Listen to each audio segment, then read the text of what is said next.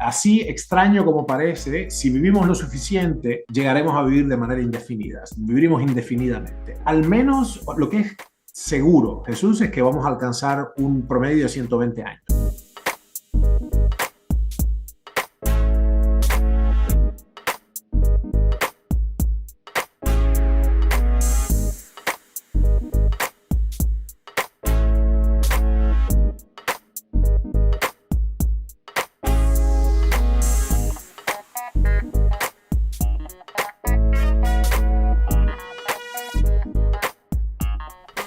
Ernesto Prieto Gratacós es un investigador independiente que lleva más de 30 años divulgando sobre ciencia y salud.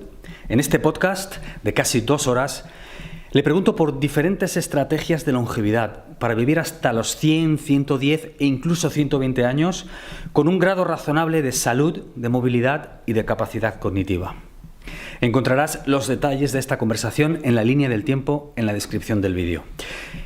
Y si no estás aún suscrito al canal, encontrarás igualmente el enlace para hacerlo aquí abajo. Y ahora os dejo con el gran Ernesto Prieto Gratacós. Ernesto, bienvenido. Un gustazo por fin poder hacer esto contigo. ¿Qué tal? ¿Cómo estás? Pero encantado, como te digo, un honor y un gusto. Es impresionado además por lo que he conocido de vuestro trabajo. La verdad es que es impecable como lo han hecho y con la energía y con la excelencia con la que lo han hecho. Para mí, imagínate, es una oportunidad increíble que esto que hacemos la gente, los nerds metidos en la Torre de Marfil, de pronto se pueda salir al mundo, donde realmente la ciencia tiene que estar, en el uso humano. Así que te agradezco infinitamente esta oportunidad. Bueno, pues como tú dices, science to the people, ¿no? Así mismo es. Ciencia para la gente. Bien, compadre. Muy bien, muy bien. Sí, sí. Sí, que equivale, no sé si te has dado cuenta, estarás de acuerdo, equivale, digamos, al desconocimiento científico. Tienes que haber notado lo desamparada que está la gente cuando en este momento no tienen los fundamentals de la metodología del conocimiento objetivo.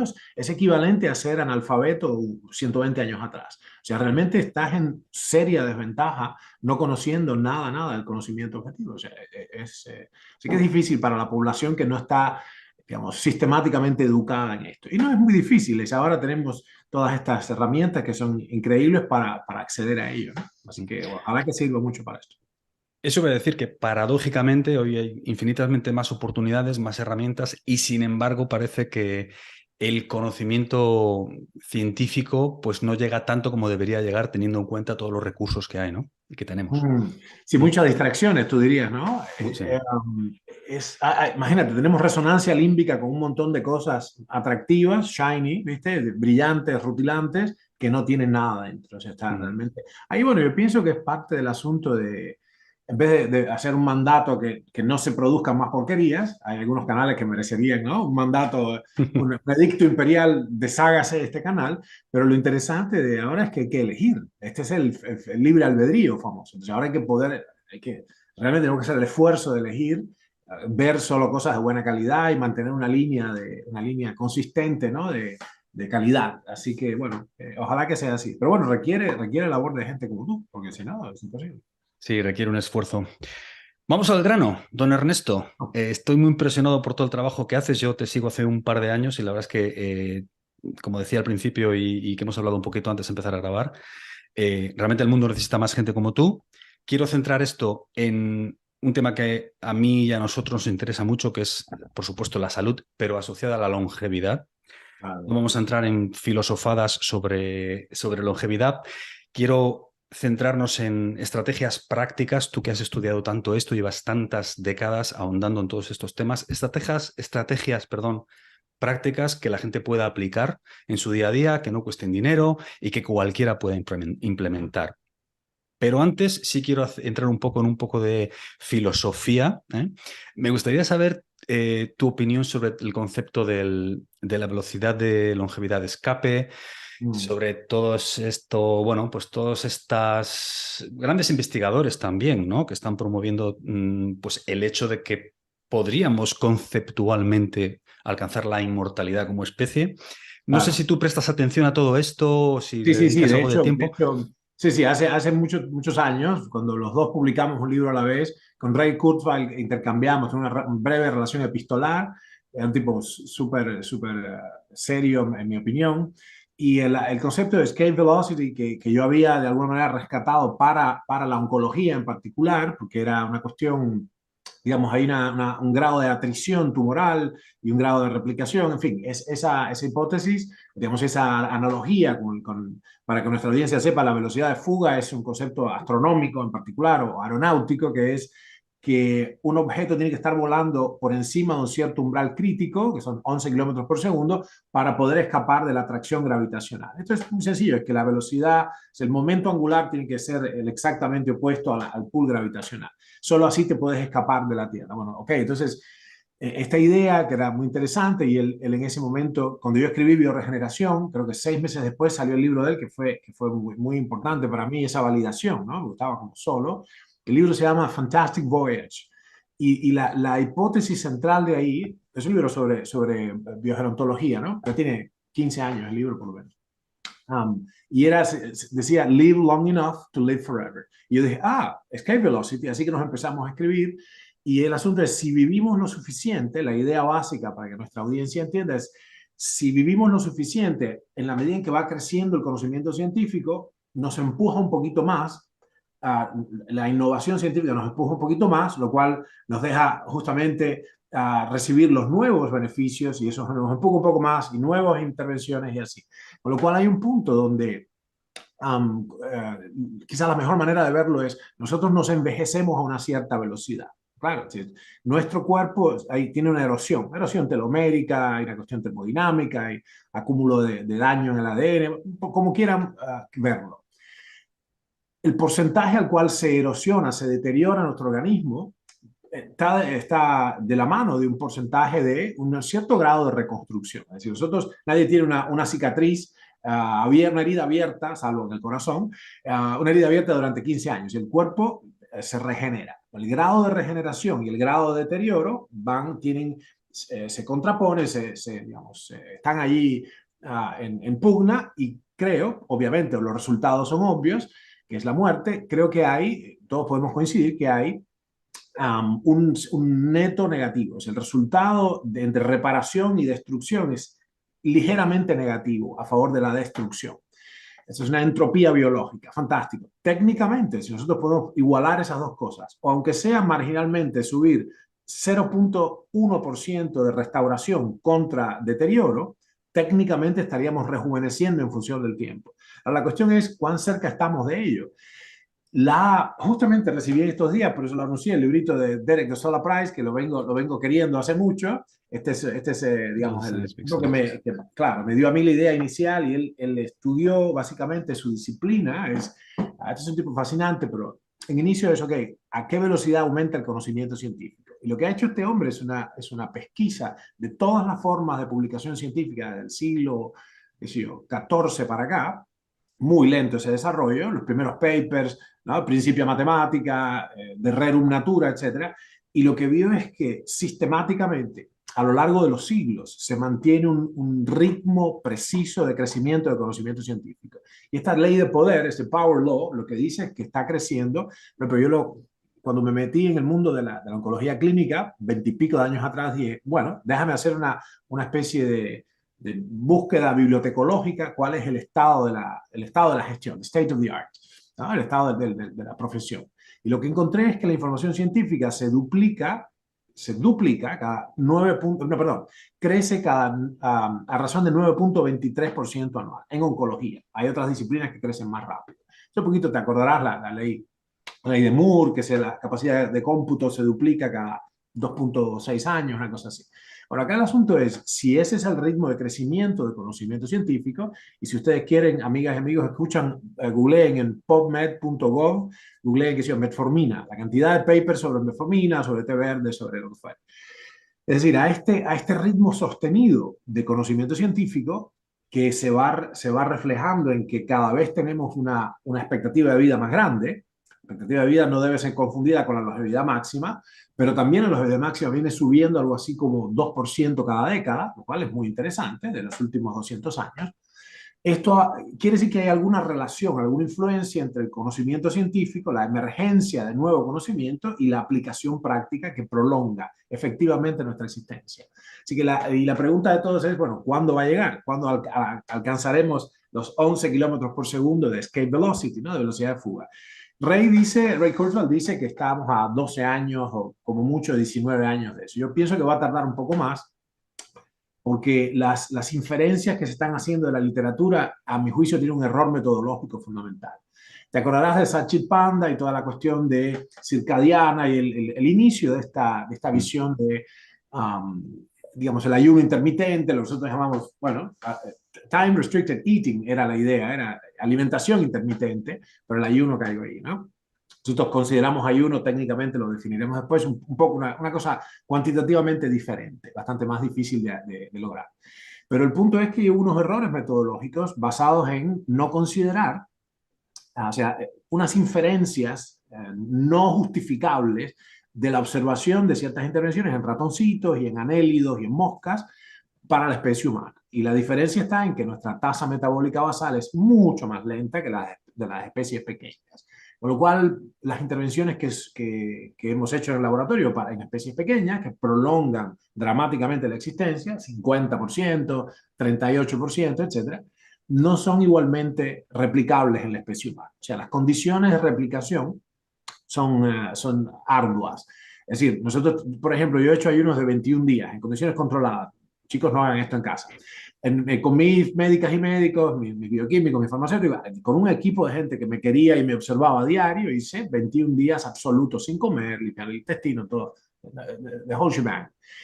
Y solo perdí 600 gramos por día en promedio de masa efectiva, no líquidos, etcétera. ¿No? Hay una fluctuación ahí, hay una desviación estándar, pero en promedio perdí 600 gramos. Con lo cual, bueno, qué sé yo, perdí un grupo de kilos que equivaldría a algo así como al 9% del peso que yo tenía en ese momento.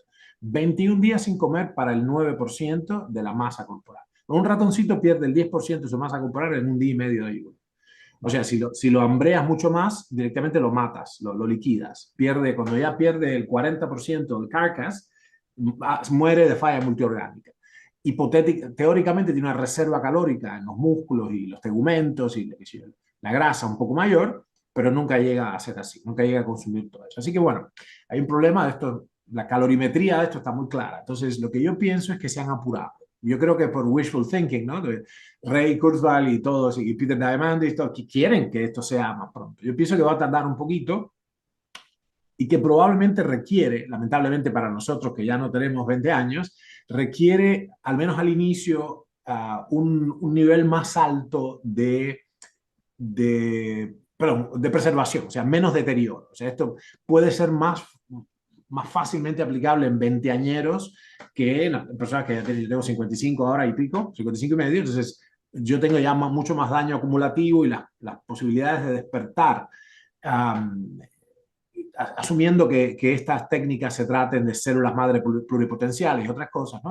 O restauración de la longitud de los telómeros, yo tengo menos probabilidades de hacer eficaz una tecnología ahora existente que si mis hijas, por ejemplo, que tienen sus 20 añeras, ¿no? Las tres.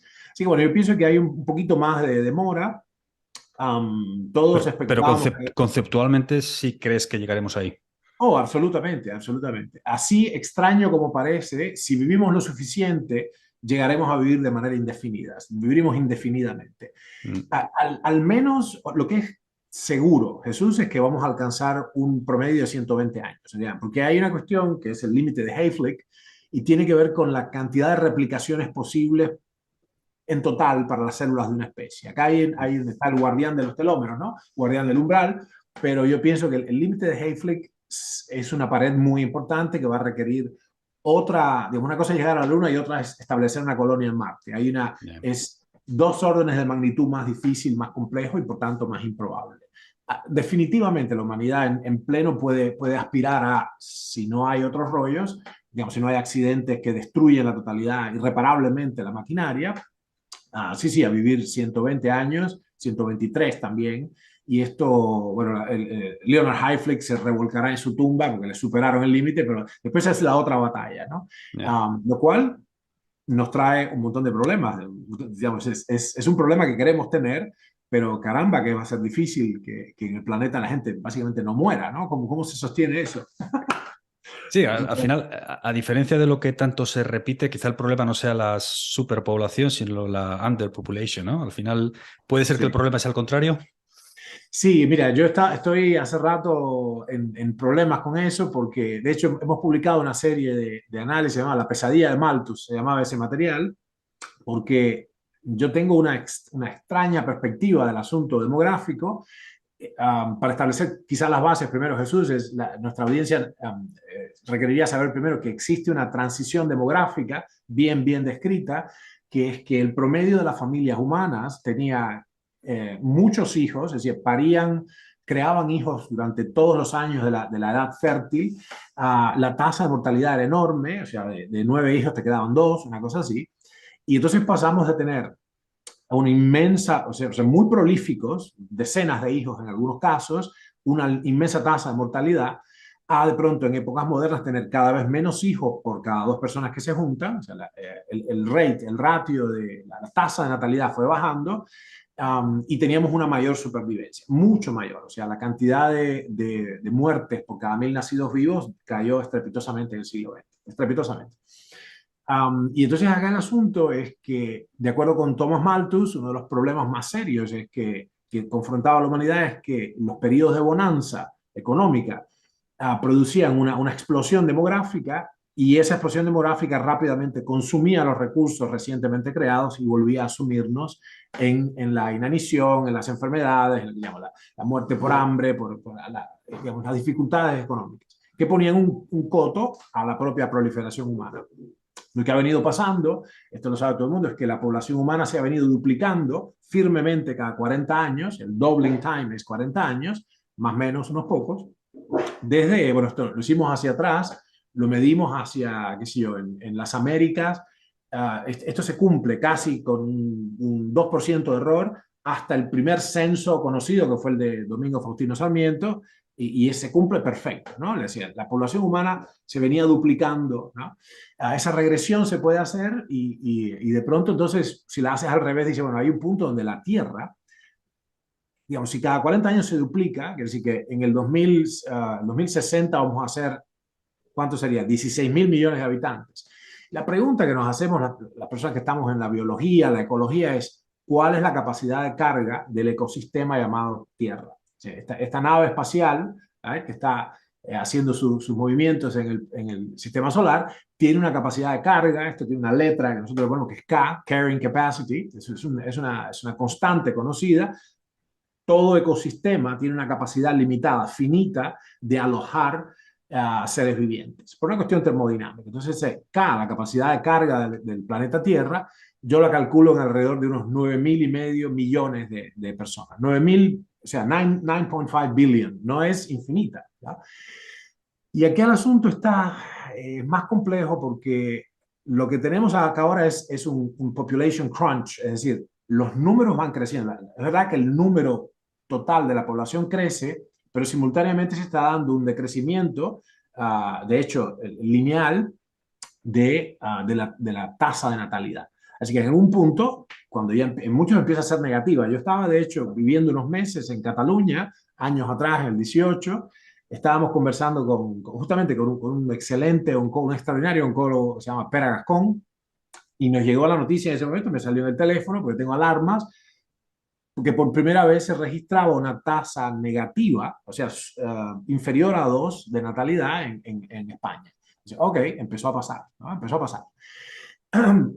Mi extraña perspectiva, te decía, es que en mi abordaje biomatemático en oncología, hemos trabajado mucho en modelos matemáticos para describir el crecimiento de los tumores, y es una observación que las replicaciones no ocurren siempre. Es decir, hay un número preciso de replicaciones que puede haber en una población hasta que muere el hospedero.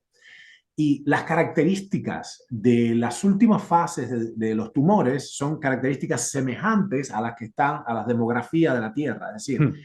va duplicándose la población a intervalos específicos, el doubling time, el tiempo de duplicación, mientras cae la tasa de replicación. O sea, cae la tasa de replicación, pero igual sigue porque viene un remanente de mucha gente, digamos, reproduciéndose y estamos aparentemente, por estos cálculos, a un par de replicaciones del fin de la vida de los hospederos. Es decir, que si esto se duplica 2 veces más, se extinguiría la vida del hospedero, que en el caso del cáncer es el paciente, y en el caso de la ecología planetaria es nuestro planeta, la civilización humana. Así que hay unos rollos ahí que tenemos que Bien. dirimir y estar muy atentos a la sustentabilidad de todo esto que estamos diciendo, ¿no? Pero ciertamente es un problema a dilucidar, ¿no? Bien.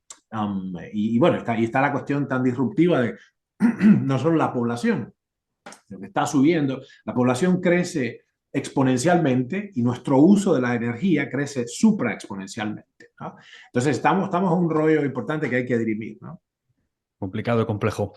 Oh, yeah. Eh, Vamos a volver a lo práctico, como decía al principio. Ernesto, para llegar a esa velocidad de escape, no sé si tú y yo pasaremos el corte, como decías antes, pero bueno, para el que esté un poco más atrás y aún tenga todavía opciones de tomar medidas drásticas, no, es una broma, evidentemente todos podemos alargar el planeo, Entonces, pero al final la idea es, si uno quiere vivir más años y vivir mejor, retrasar lo más posible la aparición de los cuatro jinetes de la muerte, que son los que nos causan pues una gran mayoría de los fallecimientos, ¿no? Pues el cáncer, la enfermedad metabólica, las enfermedades neurodegenerativas y la enfermedad cardiovascular. Al final, si conseguimos retrasar esos 10, 15, 20 años, pues lo más probable es que vivamos 10, 15 o 20 años con mayor calidad de vida, ¿no? Eh, Vamos a empezar por el tema nutricional, como te decía. ¿Qué escenario nutricional, a tu modo de ver, después de todas estas décadas de estudio por en las que llevas ahondando en estos temas, qué escenario nutricional le es válido, vamos a poner, al 85% de la población en el 85% de los casos? Porque sé que uno por ahí va a decir, no, es que yo tengo un amigo que hace no sé qué y le va muy bien, o mi cuñada come no sé qué cosa y le va fantástico. Genial. En una distribución típica, ¿qué tiene que comer un humano normal para prosperar y pasar ese corte de la velocidad de escape? claro, claro, claro. Sí, bueno, ahí ha ido muy interesante y difícil pregunta. La primera cuestión es cualitativa y la segunda cuantitativa.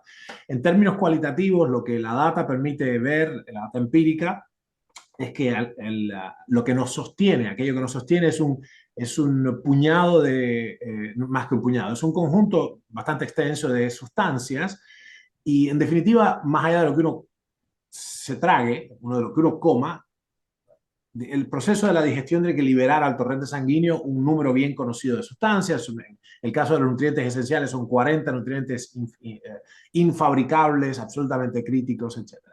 Entonces la cuestión es, y tú has hecho muy bien en plantear la cuestión desde el punto de vista de la regla empírica, la estadística, o sea, las 2 primeras o 3 primeras desviaciones estándar, lo que tenemos que decir acá debe servir al 85% de la humanidad, sin duda, ¿no? Lo que he encontrado es que hay modos de llegar a edades provectas, por 97 años, una cosa así, con prácticas alimentarias que a primera vista parecerían diferentes.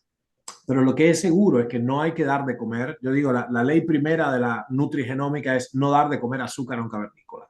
En todo caso, si uno hace una intemperancia alimentaria y se come, qué sé yo, como los Hadza, trabajan muchísimo y se encuentran un panal de abejas, bueno, fantástico. Eso hay que acompañarlo con un movimiento del torrente sanguíneo importante para disponer de esos recursos. Todo. Y lo que pareciera ser que es más interesante es, de alguna manera, sabiendo que en lo que todos estamos de acuerdo en que hay que limpiar la nutrición humana de porquerías agregadas, esto es un problema. En la base tendríamos que tener la alimentación más densa posible, o sea, nutricionalmente más densa. ¿A qué se parece esto? Se parece a una arcoíris. En este espectro nutricional humano tenemos los alimentos más densos, la yema de huevo, el seso, una cosa así, y los absolutamente menos densos, que solamente tienen cadenas carbonadas digamos, solamente contienen energía, esto es muy importante obviamente, pero no tienen micronutrientes, este es el azúcar de mesa, ¿no? Y entre los más densos y los completamente vacíos, ¿no? Las famosas calorías huecas, tenemos los demás nutrientes. Así que técnicamente, de acuerdo con todas las publicaciones, nuestra alimentación tendría que consistir, desde el punto de vista cualitativo, en comidas de alta densidad nutricional y eventualmente evitar por completo las de baja o nula riqueza micronutricional. Esto trae el concepto de Roy Walford, médico extraordinario, que lo perdimos lamentablemente por esclerosis lateral amiotrófica.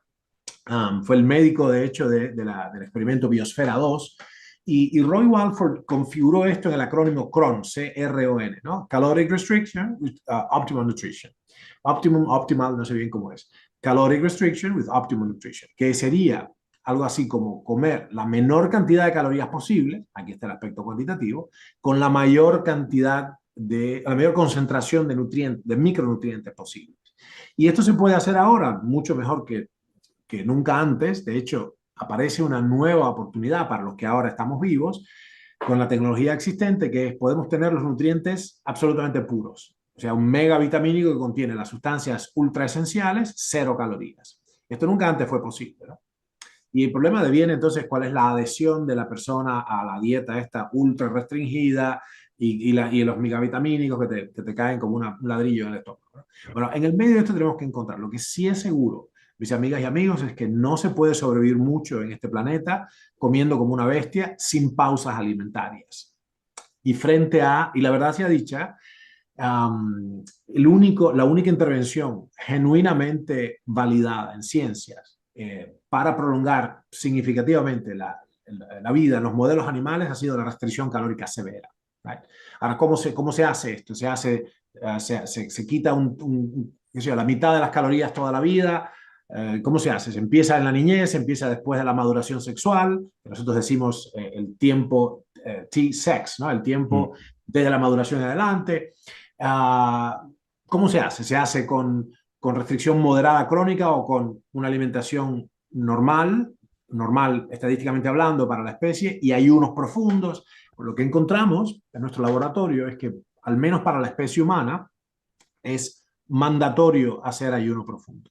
Y que la restricción calórica moderada crónica, con todos los beneficios que da, que realmente es increíble, la restricción moderada crónica le hace one meal a day, 16-8, etc. Estos recursos que realmente yo pienso han revolucionado la salud pública, y ese beneficio se va a sentir en la próxima década, sin dudas, en la morbimortalidad.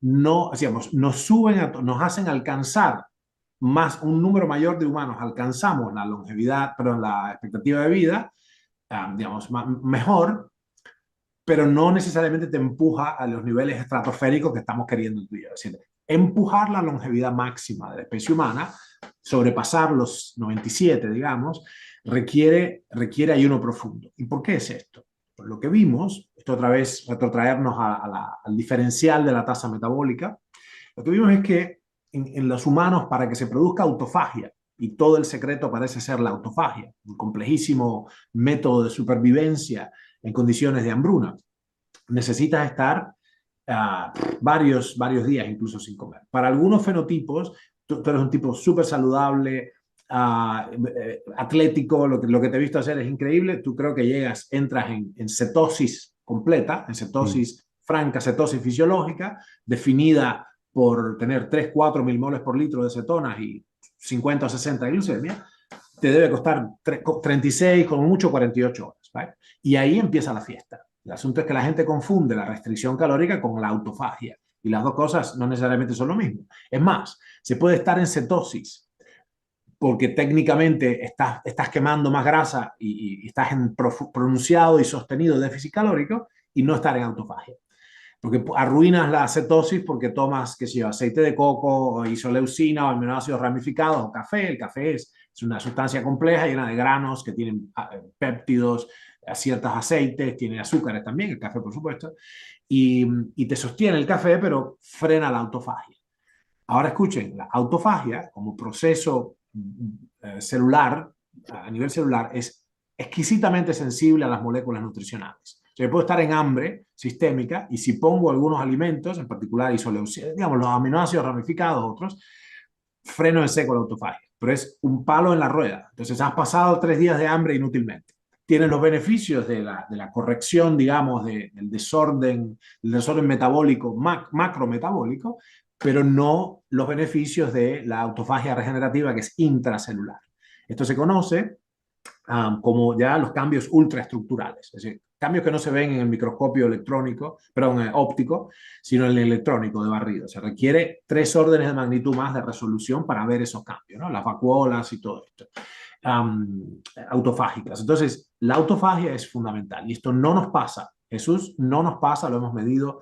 Yo he hecho en exceso de 250.000 mediciones individuales en unos 18.000 individuos de diferentes subfenotipos y no entras en cetosis franca profunda. En la mayoría de los subfenotipos requiere 3 días. La persona que está con diabetes tipo 2, con un poco de obesidad visceral, necesita 72 horas. Los 2 o 3 primeros ayunos no entra en cetosis, olvídate de autofagia. El umbral es la cetosis fisiológica, ¿no? Por eso se llama Alicia en el país de las cetonas, ¿no? Tienes que ir al país de las cetonas.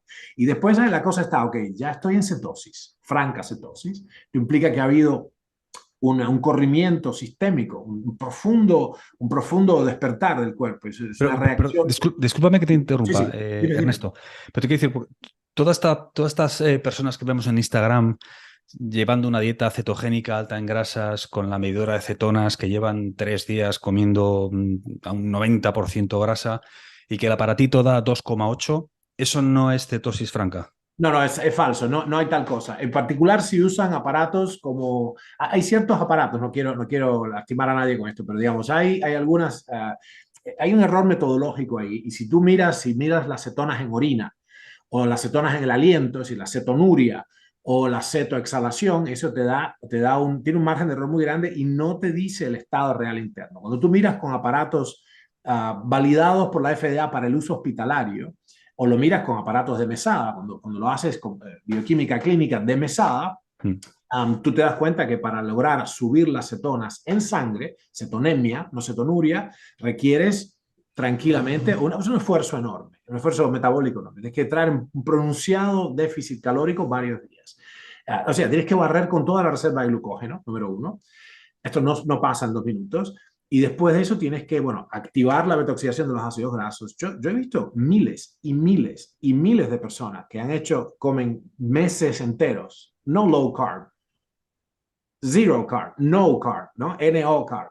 Y comen solamente 2 partes de grasa, una parte de proteína, o 3 y una, o sea, 3/4 partes de grasa y una parte de proteína. Es una dieta normoproteica, pero con un montón de grasa, y viene perfectamente con 96 de glucemia a la puerta y 0,0 de cetona, 0,2 de cetona. Yo digo Mm. 0, nada, ¿no?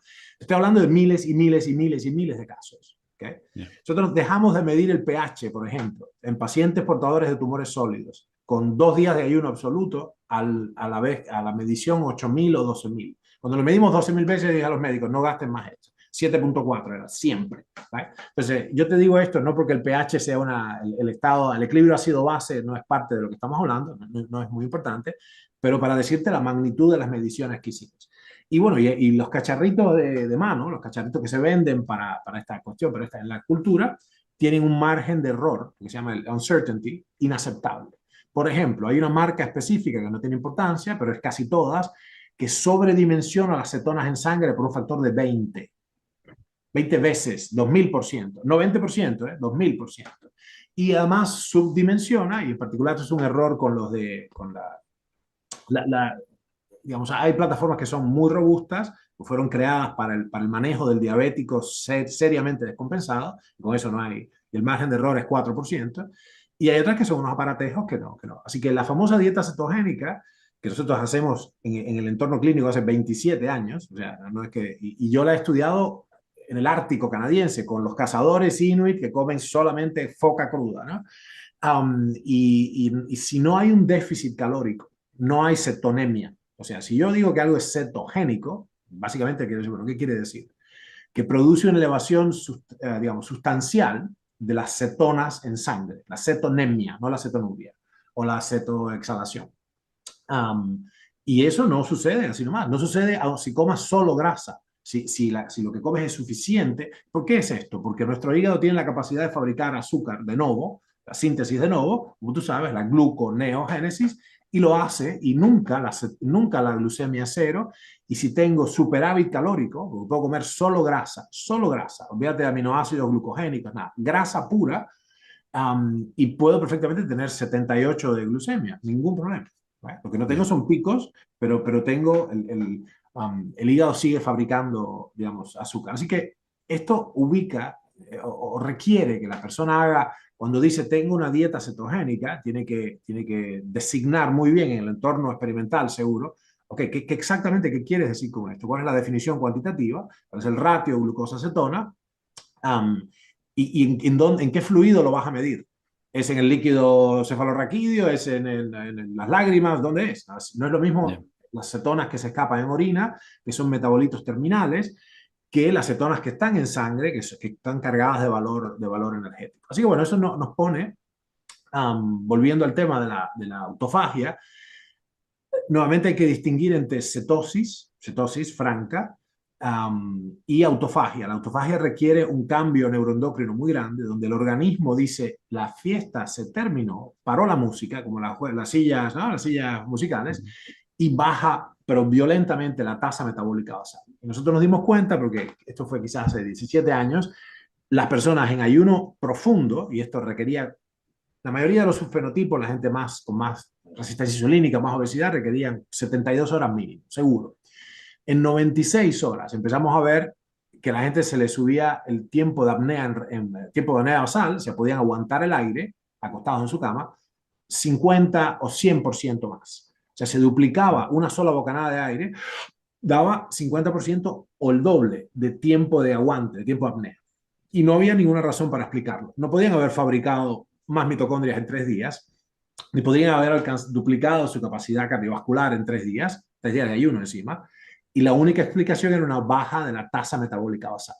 ¿Okay? El consumo, o sea, el cuerpo entero regulaba a la baja para poder sobrevivir la carestía. Entonces, un viejo recurso del cuerpo. Ahí entonces podemos inferir, lo usamos como proxy para decir, ok, empezó la autofagia sistémica en todos los tejidos, ¿no?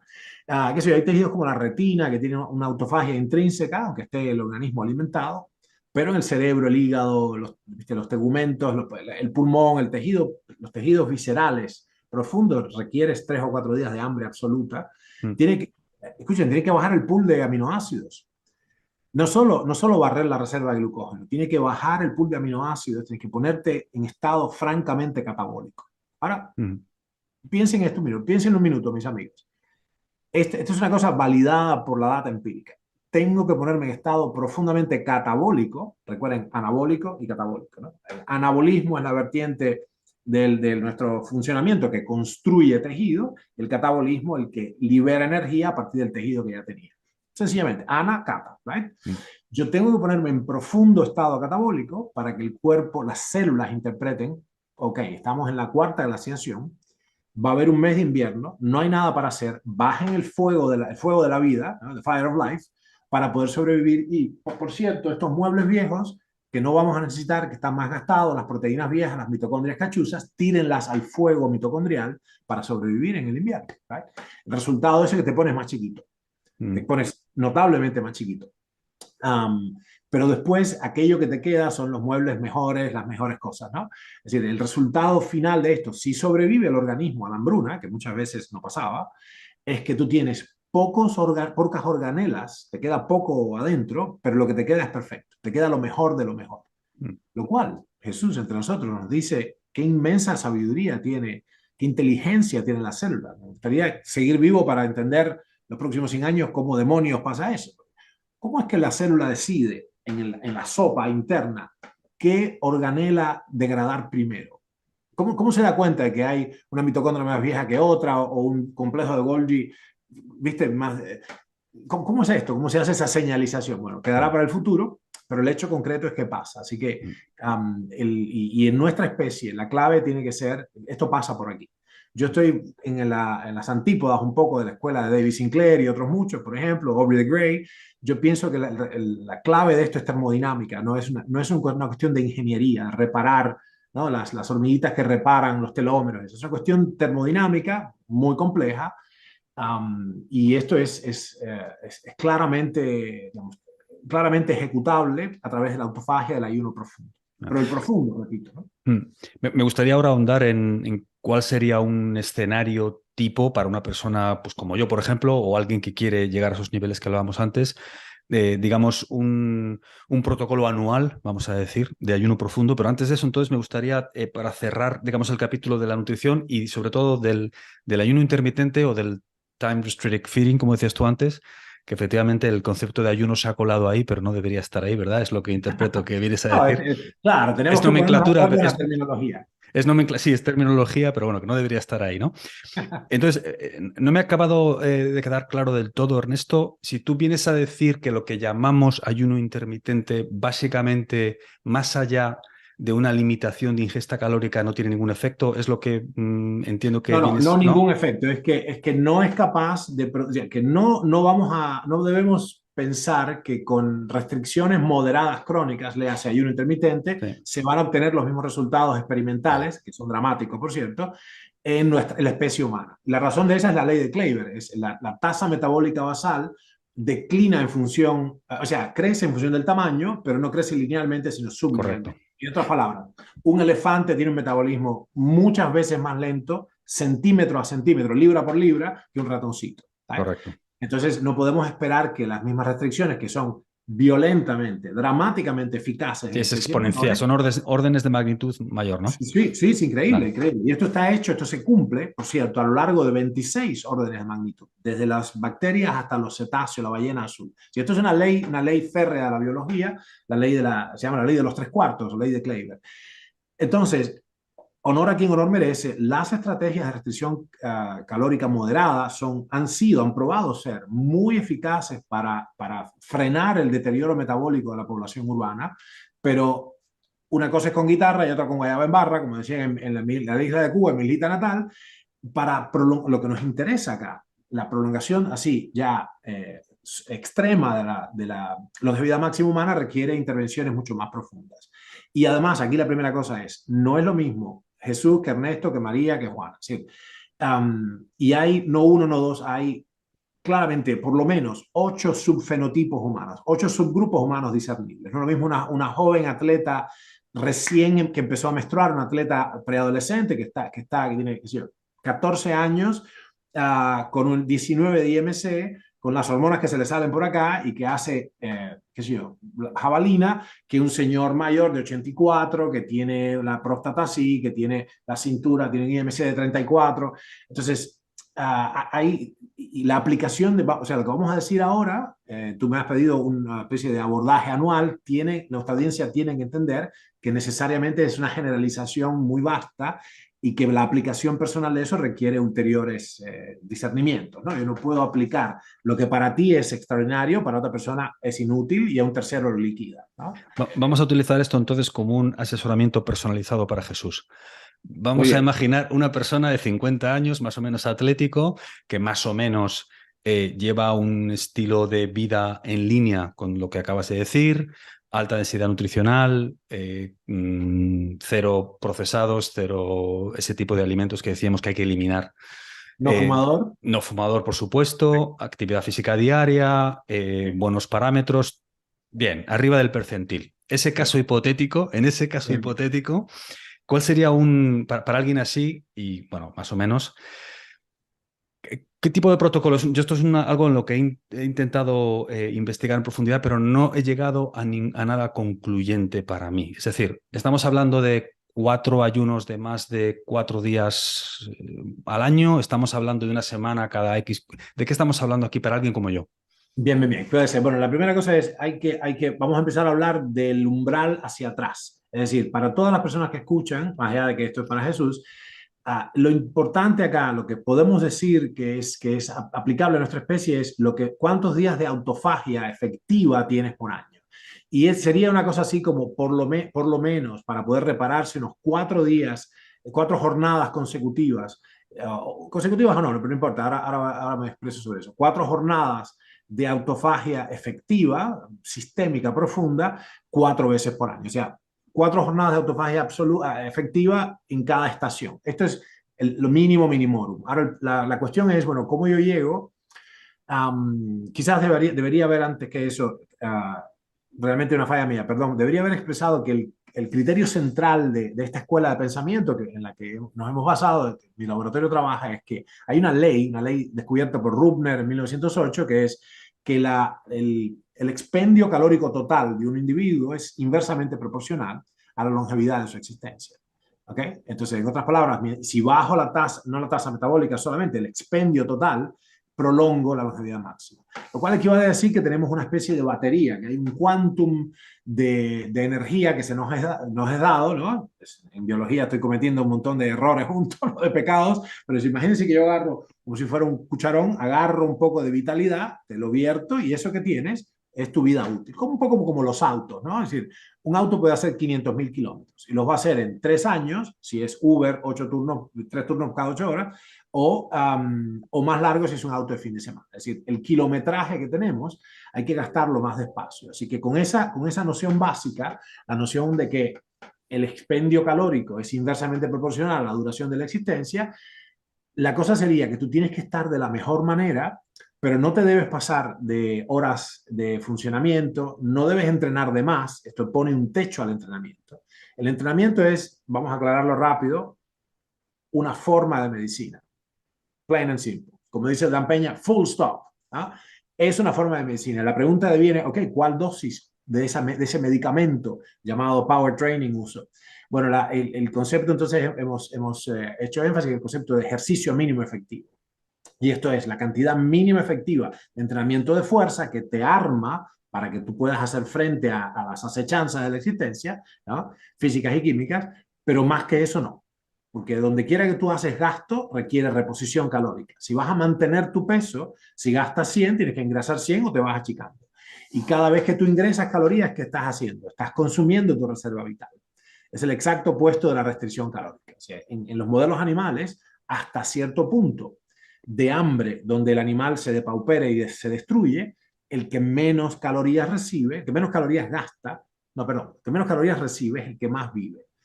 Después podemos hablar de los experimentos con, digamos, de gasto calórico con respecto al frío, a la exposición al frío, que es confuso, porque tiene que ver con la grasa parda y hay una disipación de calor que no te lastima la longevidad. Al derecho, parece que ayudara un poco a vivir más el frío, ¿no? Y entonces el punto es acá cómo hacer que tú, en esta descripción de la receta, es, ok, necesito varias jornadas de autofagia por cada estación del año, más o menos. La primera de las cosas es, esto por supuesto asume que no hay, digamos, operaciones quirúrgicas, que no hay cosas que empiezan a un menoscabo de energía, que no hay, digamos, eventos catastróficos, ¿no? Que requerirían un abordaje diferente.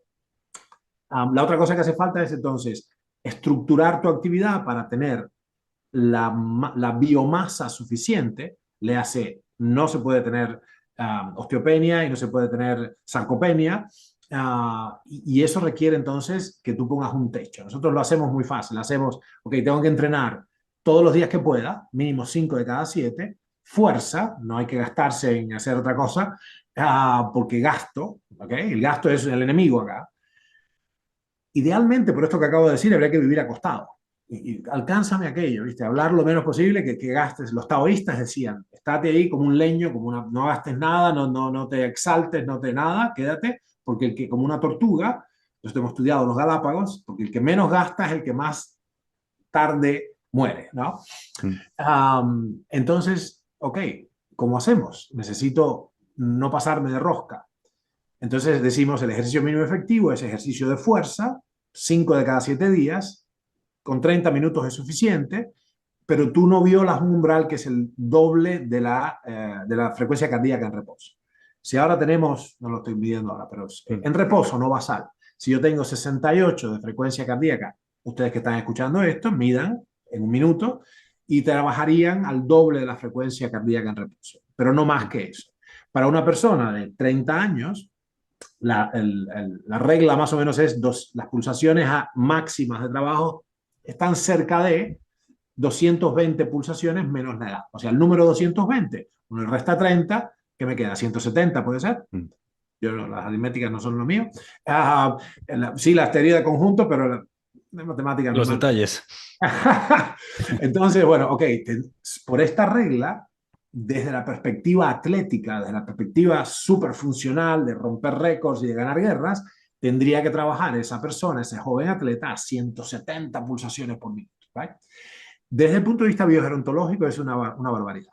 ¿Okay? Es una barbaridad porque el inmenso gasto que esto supone te acorta la existencia y produce daño muy difícil. Entonces, ok, tengo que bajar esto y ponerle un techo al expendio. Así que ahí tenemos dos valores fundamentales. Sobre la base de un concepto que es la L, ¿no? El expendio calórico total es inversamente proporcional a la duración de la existencia. Entonces tengo, necesito hacer autofagia. De hecho, es interesante, más allá del punto de vista termodinámico. Mírenlo así. Un día entero de autofagia da 3 días más de vida. Fíjense que no digo ayuno, digo autofagia. Entonces la cuestión, ahí todos estamos igualados. Todos los seres humanos necesitan como mínimo 4 jornadas absolutas de autofagia por cada 3 meses del año. Ahora, el punto es que algunas personas van a necesitar 5 días de ayuno para empezar la autofagia y otros 1 día y medio, una cosa así. ¿Right? Es decir, esto empieza a contar no días de ayuno, no días de hambre, días de autofagia. Un individuo obeso con muchísima resistencia insulínica va a requerir 3, 4, 5 días, incluso hemos visto en los fenotipos más resistentes, 96 horas o más, 108 horas de ayuno absoluto para que se declare la autofagia. Y ahí empiezan a contar 1, 2, 3, 4. ¿Right? Entonces acabamos de igualar, como si fuera ajustando por edad o ajustando por inflación, ¿right? Ajustando por inflación, lo que sea que te toque, la cantidad de días que tengas que invertir en llegar a la autofagia, hay que hacerlo y ahí empieza el conteo. 1, 2, 3, 4 días. 4 por 4. ¿Okay? Así que esa es una cosa muy importante. Y acá lo que hemos visto, paradójicamente, un modelo que estudiamos mucho es que no necesariamente hace falta pasar hambre toda la vida y tener siempre frío, arrastrar los pies, no hace falta hambrearse constantemente. Pero sí tienes que hacer ayunos profundos en un momento, serios. Y si tú cuentas, fíjate, las restricciones calóricas no son todas iguales. Yo puedo sacarle a una persona todos los días 10% del monto calórico, ¿right? Y cada 10 días tengo, ok, supongo que le quito 10 calorías por día, en un modelo de 100 calorías diarias. Le quito el 10%, es un animalito que gasta 100 calorías por día. Le quito 10, 10, 10, 10. En 10 días tengo 100 calorías menos. El resultado yo podría entonces hacer que coma 100% 9 días y un día entero no coma. En ambos casos, 10, 10, 10, 10, 10 o 100 de golpe, el monto calórico sustraído es el mismo. ¿Right? La restricción es isocalórica. Lo que hemos encontrado es que no es isometabólica. O sea, los resultados de una quita completa, que eso llamamos supresión calórica, son dramáticamente más potentes que lo de la restricción calórica moderada crónica. Tratando de analizar por qué, lo que nos dimos cuenta es que el organismo tiene un sensor, como una especie de termostato, nosotros le decimos el energostato, donde cuando empiezas a bajar, por eso las dietas son inmediatamente, las dietas restrictivas, inmediatamente efectivas y de pronto meseta. Incluso a veces retornos decrecientes, vuelves a subir. Porque el organismo se adapta a ello, ¿right?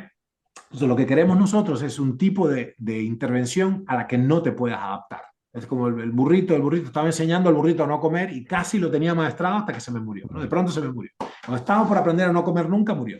Bueno, entonces el cuerpo no se levanta de eso, no tiene cómo adaptarse, más allá de cierto punto, a la supresión calórica. En cambio, las restricciones moderadas son acomodables, ¿no? Y francamente, entre tú y yo, esto no es modo de vivir. Esto Todo el es tiempo, estar siempre tener frío, tener totalmente hambre. desmotivado, lívido por los No, suelos. Eso es un asco de vida. Eso no merece claro, la pena. claro, ¿quién quisiera vivir tanto así? Bueno, Claro. así que acá el punto, entonces, volviendo a la receta, es, ok, sabemos un par de cosas, sabemos cuál es esta regla termodinámica fundamental, tengo que bajar el gasto, ok. Mm. Bueno, técnicamente tendría que hacer el menor despilfarro posible. Entonces hay una economía de esfuerzos. Por ejemplo, ayuda mucho, hemos encontrado la relajación. Porque cuando te relajas y te dan masaje y qué sé yo, tú puedes aflojar y baja la tasa, um, baja el esfuerzo calórico necesario para operar en tu vida diaria. Hay Mm. gente que cae exhausta, tiene que tomar muchas siestas porque decía mi maestro que para escribir una carta emplean la misma energía, ¿viste? Que para escribir un cheque emplean la misma energía que para escribir un libro. Entonces, tienes que aflojar. Y esto es una economía de esfuerzo, ¿no? Dicen los taoístas que también hay que evitar la eyaculación excesiva. Pareciera ser que hay algo ahí. Esto es más para los varones, por supuesto, pero pareciera ser que hay un elemento ahí con exceso exceso de recursos empeñados en la reproducción, porque el organismo no sabe que tú te estás divirtiendo. Entiende que vas a propagar, ¿no? Vas a crear una copia de tu ADN, ¿no? Vas a Claro. inseminar a la persona que tienes delante.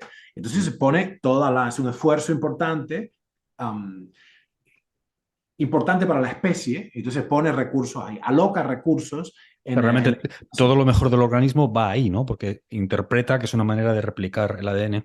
Mm, Claro, claro. Esto es raro porque antes te decían, los biólogos te decían, no, el epitelio germinativo del epidiema, digo, sí, del epitelio testicular, no pasa nada, es irrelevante. No, no, no, no.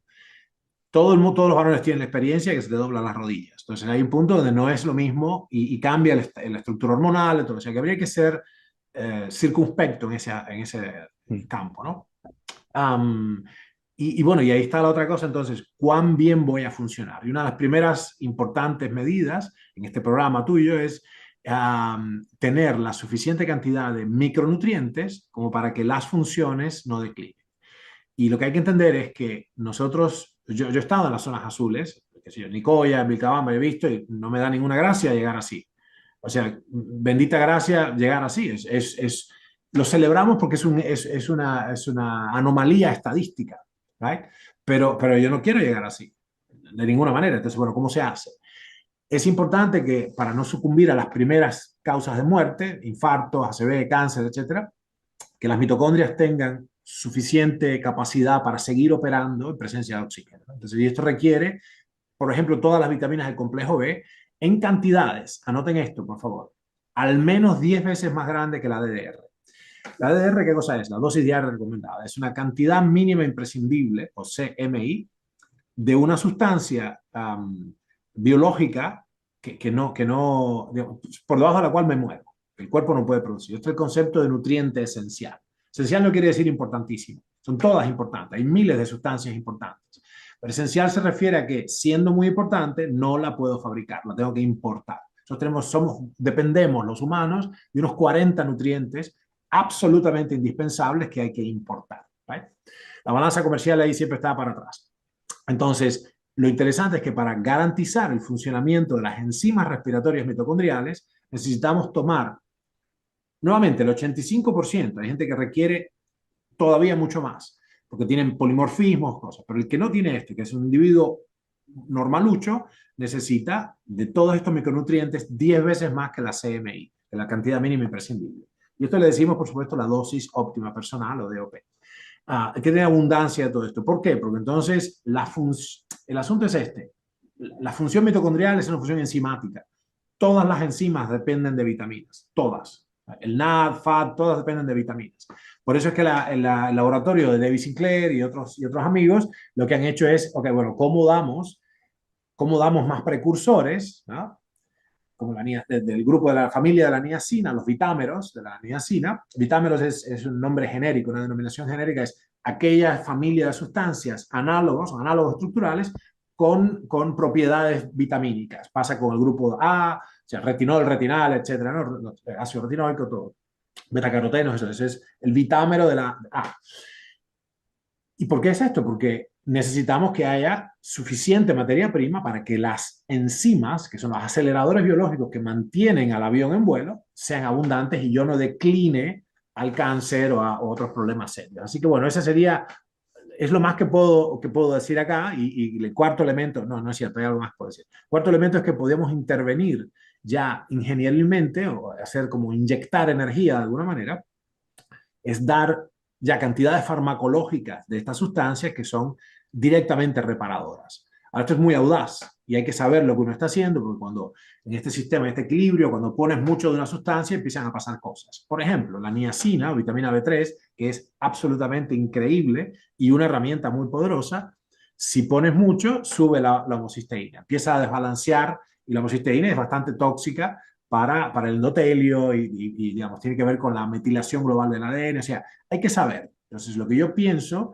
y aquí viene una crítica mía concreta, lo que yo pienso es que la disciplina biogerontológica, por razones de la dinámica de las ciencias, está buscando soluciones patentables. ¿Verdad? Y no necesariamente, no es muy gracioso lo que yo estoy diciendo. Lo que estoy diciendo es que hay que hacer ayunos, a quien le gusta eso, y que hay que tomar un montón de sustancias casi en exceso de la DDR por un orden de magnitud o dos, y que esto no, digamos, tampoco le da gracia a nadie, porque ¿quién gana dinero con esto? Nadie. Eso te lo das al boticario de la esquina y dice, quiero esta lista de cosas que son genéricos, completamente, son impatentables, pues son fármacos huérfanos o son vitaminas. Entonces ahí empieza a haber un problema para la industria, porque la ciencia es muy cara, muy cara. Y si no hay si no hay un usufructo exclusivo del frasquito que yo tengo, ¿cómo le pago a mis inversores? Así que tenemos un intríngulis ahí Yeah. que recorrer, ¿no? Bueno. Me gustaría, antes de cerrar el protocolo de entrenamiento, has hablado de 5 días mínimo de entrenamiento de fuerza, media hora al día, manteniéndonos dentro de unos parámetros de ritmo cardíaco. Eh, pero has pasado por encima, pero me gustaría que ahondaras.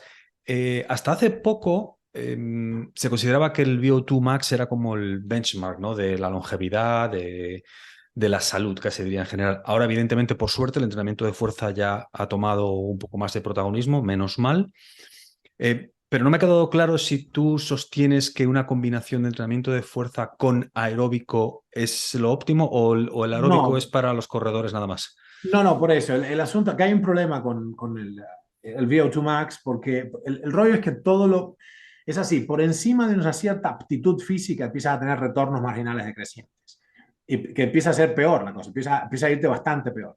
O no obtienes resultados o empieza a ir notablemente peor, que acorta la vida. Nosotros hemos estudiado mucho esto, los atletas de elite que han tenido unos consumos de oxígeno increíbles y tienen vidas más cortas, ¿no? Yo empecé a ser consciente de esto con Emil Satopek, el rayo, ¿no? El rayo, el relámpago checo, una cosa así.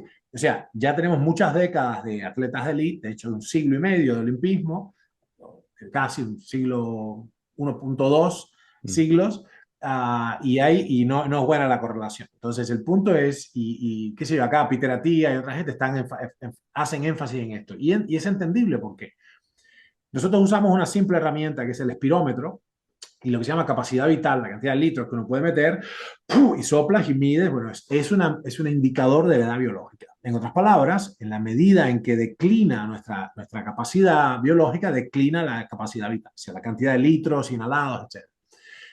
Pero esto no significa digamos, bombear o forzar, eh, digamos, físicamente ese parámetro prolonga la existencia. Lo que sí hace, y esto es dramático, baja la mortalidad por toda causa. Pero eso no significa a incrementar la longevidad. Esta es la confusión. Una cosa es que yo baje la mortalidad por toda causa y muera Claro. menos tempranamente. O sea, esto baja la tasa de muertes prematuras. Prematuras quiere decir antes de los 83. Pero otra, estamos hablando de llegar a 120. Y el exceso, y es muy obvio que ya es así, ya la data empírica es clara, el exceso de desgaste se paga con una vida más corta. O sea, te Mm. va cerrando la ventana de la superlongevidad, de la longevidad extrema. Entonces son dos conceptos separados. Uno es incrementar la probabilidad de no tener una muerte prematura. Bien, el entrenamiento hace eso más que ninguna otra droga. Y la otra cosa es poder pasar limpiamente de ese campo minado, que es la mortalidad prematura, y seguir en el juego, seguir en la conversación, para llegar a la longevidad extrema, que es en torno a los 120, dijimos, ¿no?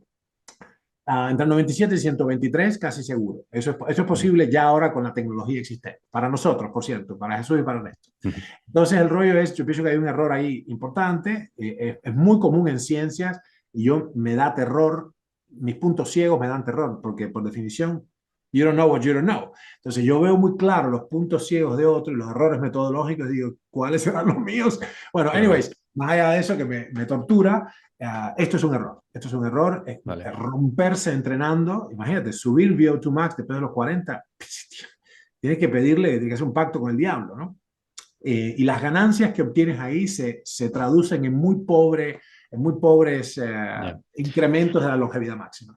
Pero ni siquiera, por ejemplo, tú meterías en la ecuación, pues en este protocolo que estamos diciendo de 4 días de autofagia al año, 4 veces al año, 5 días de entrenamiento de fuerza, digamos, ¿añadirías a esa ecuación un par de días de media hora corriendo? O crees que eso es perder el tiempo? Aunque, No, no, aunque no lleguemos a no, un extremo, aunque no lleguemos a un extremo de rendimiento. Claro, claro, sí, bien, bravo, esa es la clave. La clave está en no verlo como, como una oportunidad Sí, para esa va mi hacerte pregunta. mejor a ti. Quizá no lo he explicado con más. Te quiero decir, dentro de los parámetros de longevidad, dentro de los parámetros de movernos dentro de la dosis mínima efectiva, si una persona hace entrenamiento de fuerza 4, 5, 6 días por semana y combina además, pues con 2 días de jugar al tenis o de salir a correr media hora al trote cochinero, como decimos, ¿eso añade, es neutro o resta? Yo creo que resta un poco, porque enseguida uno pierde atención y lo que estás haciendo es gastando, gastando, gastando. O sea, Vale. en términos de fitness cardíaco, esto no lo digo yo, se lo dijo Roger Moorhouse, hay un librito maravilloso que se llama Perfect Fitness in 30 Minutes a Week. Este es un fisiólogo de la NASA, no es Mm.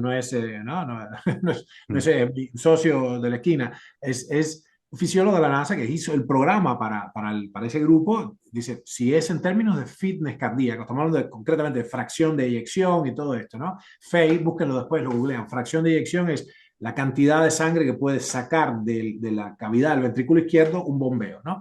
Y esto se deteriora seriamente en la patología cardíaca. Bueno, es un indicador universal. Para eso yo necesito, dice Moorhouse, Roger Moorhouse, dice, necesito 10 minutos de entrenamiento 3 veces por semana. Done. O sea que en términos de fitness cardíaco, de hecho, nosotros no vamos a bajar, no se baja la tasa de infartos y de muertes por infarto haciendo más ejercicios. Si no, ya no habría infartos. Como Mm. tampoco se baja con las estatinas. Entonces, Mm. es obvio que es la primera causa de muerte.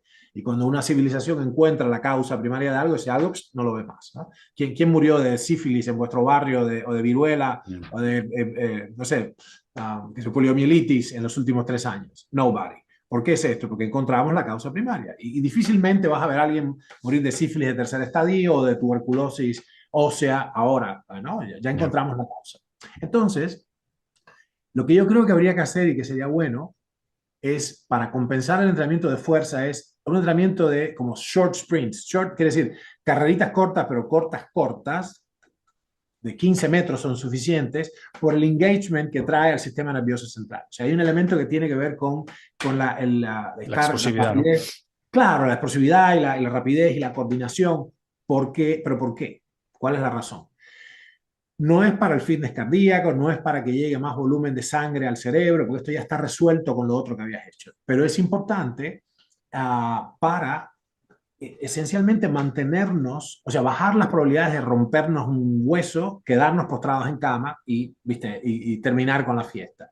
Las personas mayores de 60 años, la métrica es espantosa, esto ha circulado mucho entre nosotros, y es que si te fracturas la cadera a los 60, las chances de que tú te levantes de ahí y sobrevivas un año después de eso son del 50%. O sea, la mitad de las personas por encima de 60 años que se fractura la cadera no viven un año más después de ese evento. Entonces, ok, ¿qué te defiende de eso? Este tipo de trabajo que es como, digamos, es más interesante un sprint corto, volver y hacer esto y dar saltos, ¿no? Hacer trabajo. Trabajo pliométrico, ese tipo de Claro, trabajo de estabilización y todo esto, ¿no? claro, claro, claro. Por la sencilla razón, no fisiológica, sino motora, de que te mantiene on top. Porque la gente se cae y se rompe la crisma. Se matan Ya, cayéndose, ¿no? Entonces es ya. un problema. Me acabas de dar una muy buena noticia, Ernesto, con eso del aeróbico. Y Ese- te he oído decir alguna vez que caminar, que lo de caminar, que no es sustitutivo tampoco del entrenamiento, que bueno, imagino que la gente que transmite ese mensaje viene a decir que para esa gente que no está haciendo absolutamente nada, pues mejor caminar que nada, ¿no? Pero más allá de eso, ¿crees que tiene alguna utilidad o que es simplemente una herramienta para distraernos y interactuar con el entorno? Pero desde su punto de Sí, vista sí. fisiológico, ¿vale para algo? Mira, ok, analicemos, está el perro acá queriendo participar.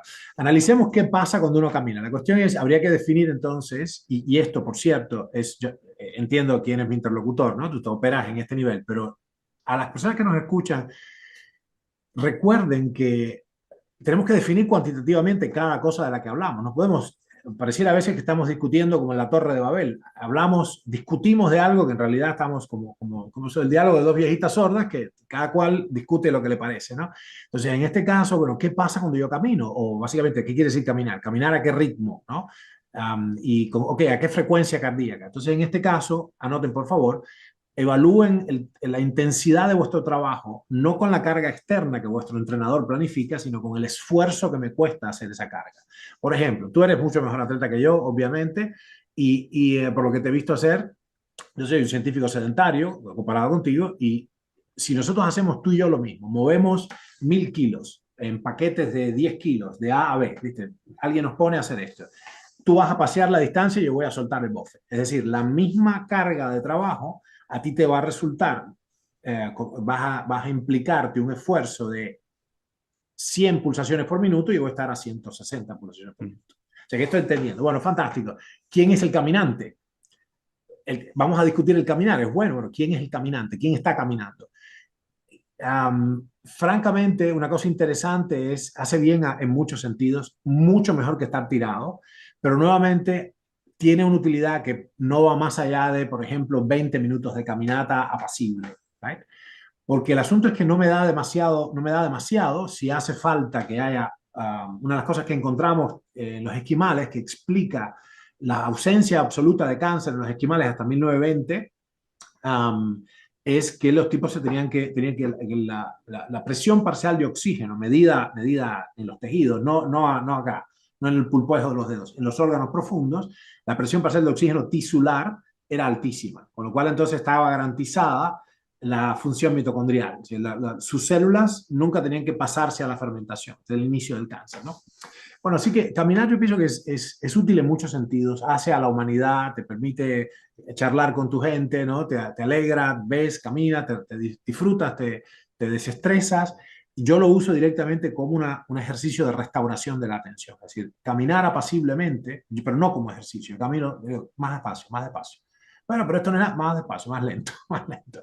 Disfrutemos, caminemos, incluso si puede uno subir una cuestita y lo que fuere, está perfecto. Yo creo que es una muy importante actividad humana para restablecer la atención en la naturaleza. Definitivamente no en una caminadora, ¿right? Y ese sería actualmente mi opinión. Yo creo que es una actividad muy útil, que se disfruta mucho, en particular para gente que no hace ninguna otra cosa, pero tiene digamos, un valor limitado para empujar la longevidad máxima, ¿no? Ya, tiene un efecto marginal realmente. En lo que estamos hablando, dentro de la conversación, el contexto Sí. que tenemos es marginal, ¿no? Sí, sí, a menos que yo tenga 97 años y caminar sea, Lo como único le que digo, hago. Ya, ya. sí, pero no solo eso, no solo lo que haga, sino lo que pueda hacer y que me Ya. tome un esfuerzo importante. Si cuando yo sea un bisabuelito y caminar al lado tuyo me cueste 104 pulsaciones por minuto, cuando estoy en 60 acostado, bueno, ahí es un rollo, o sea, no me camines mucho porque me vas a matar. Y me serviría, por eso establecí primero, okay, cuál es el grado de esfuerzo, ¿no? Me Mm. serviría para activar la sangre y la linfa digamos, y cambiar los planos qué sé yo, estirar el iliopsoas y otro tipo de cosas, ¿no?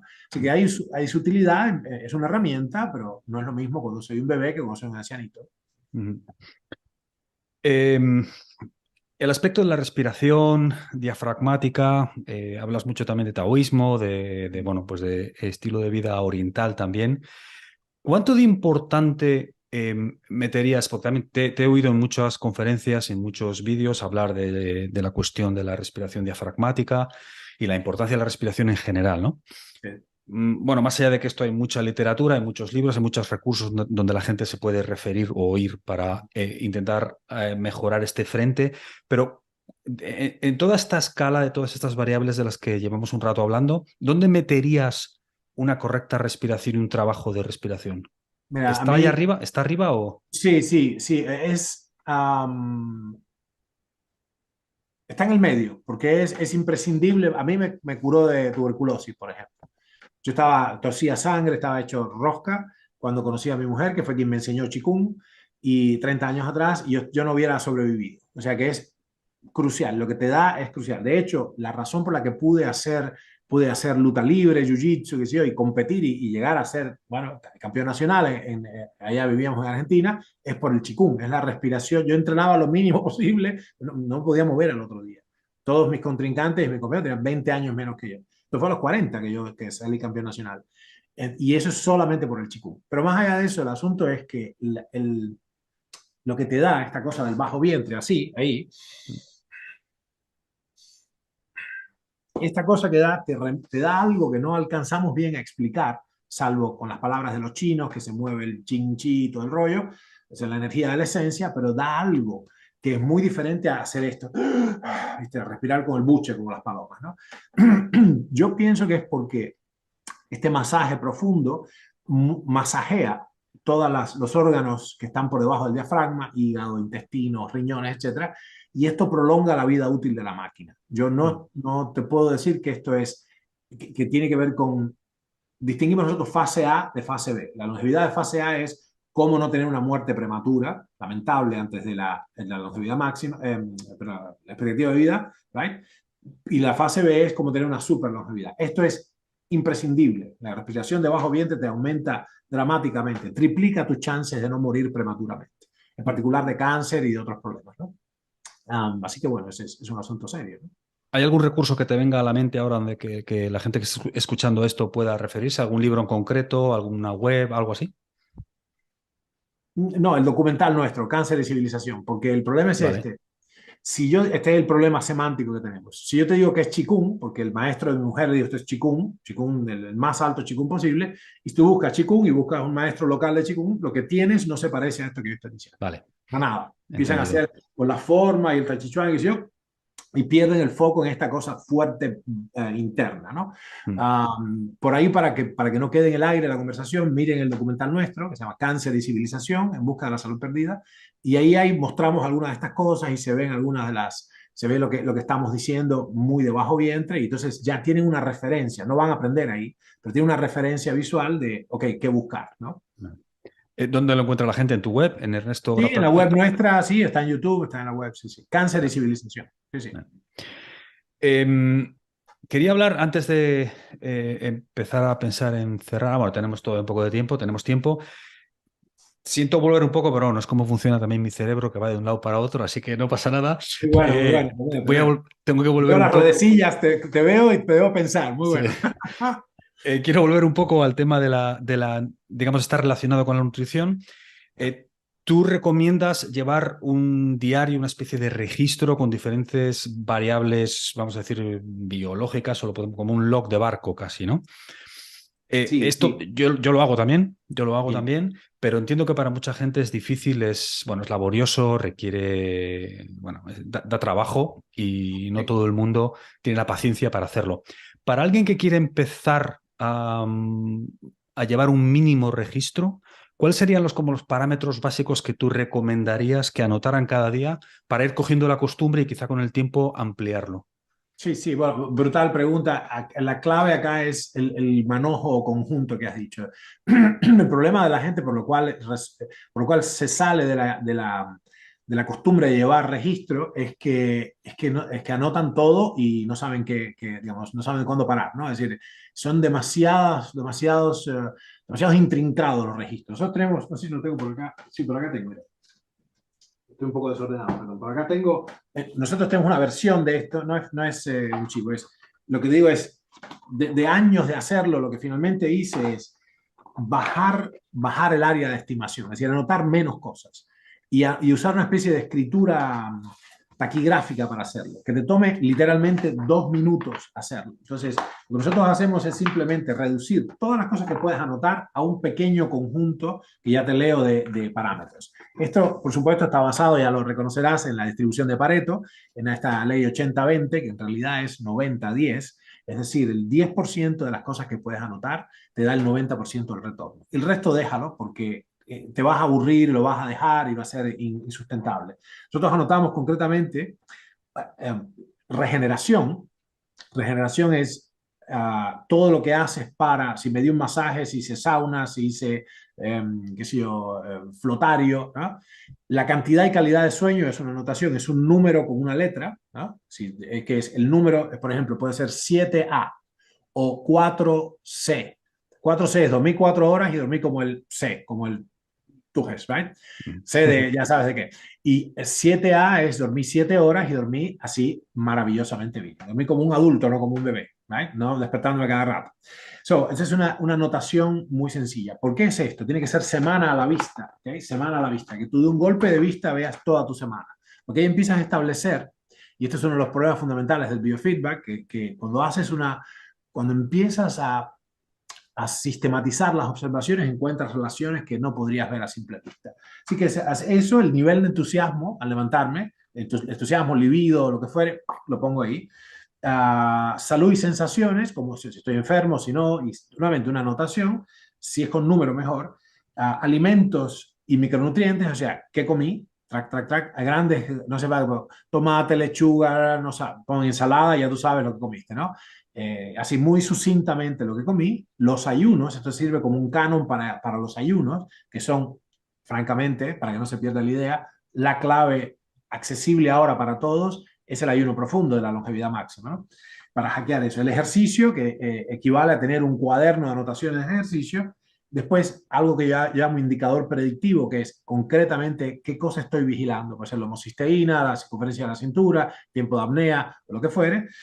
Y finalmente, la práctica deliberada o estado alfa, que es básicamente, ok, ¿qué hice en el día para mejorarme dramáticamente a mí mismo? La práctica deliberada, ustedes sabrán, es un tipo de entrenamiento en mi trabajo, en mi métier, destinado a hacerme mejor que ayer. ¿Vale? Entonces, eso es ese simple manojo de cosas. No empiecen, querido diario, hoy me he levantado henchido de júbilo. Está bien, está bárbaro, alguna vez hace una descarga, pero no lo vas a sostener. Y después, ¿cómo integras esa data?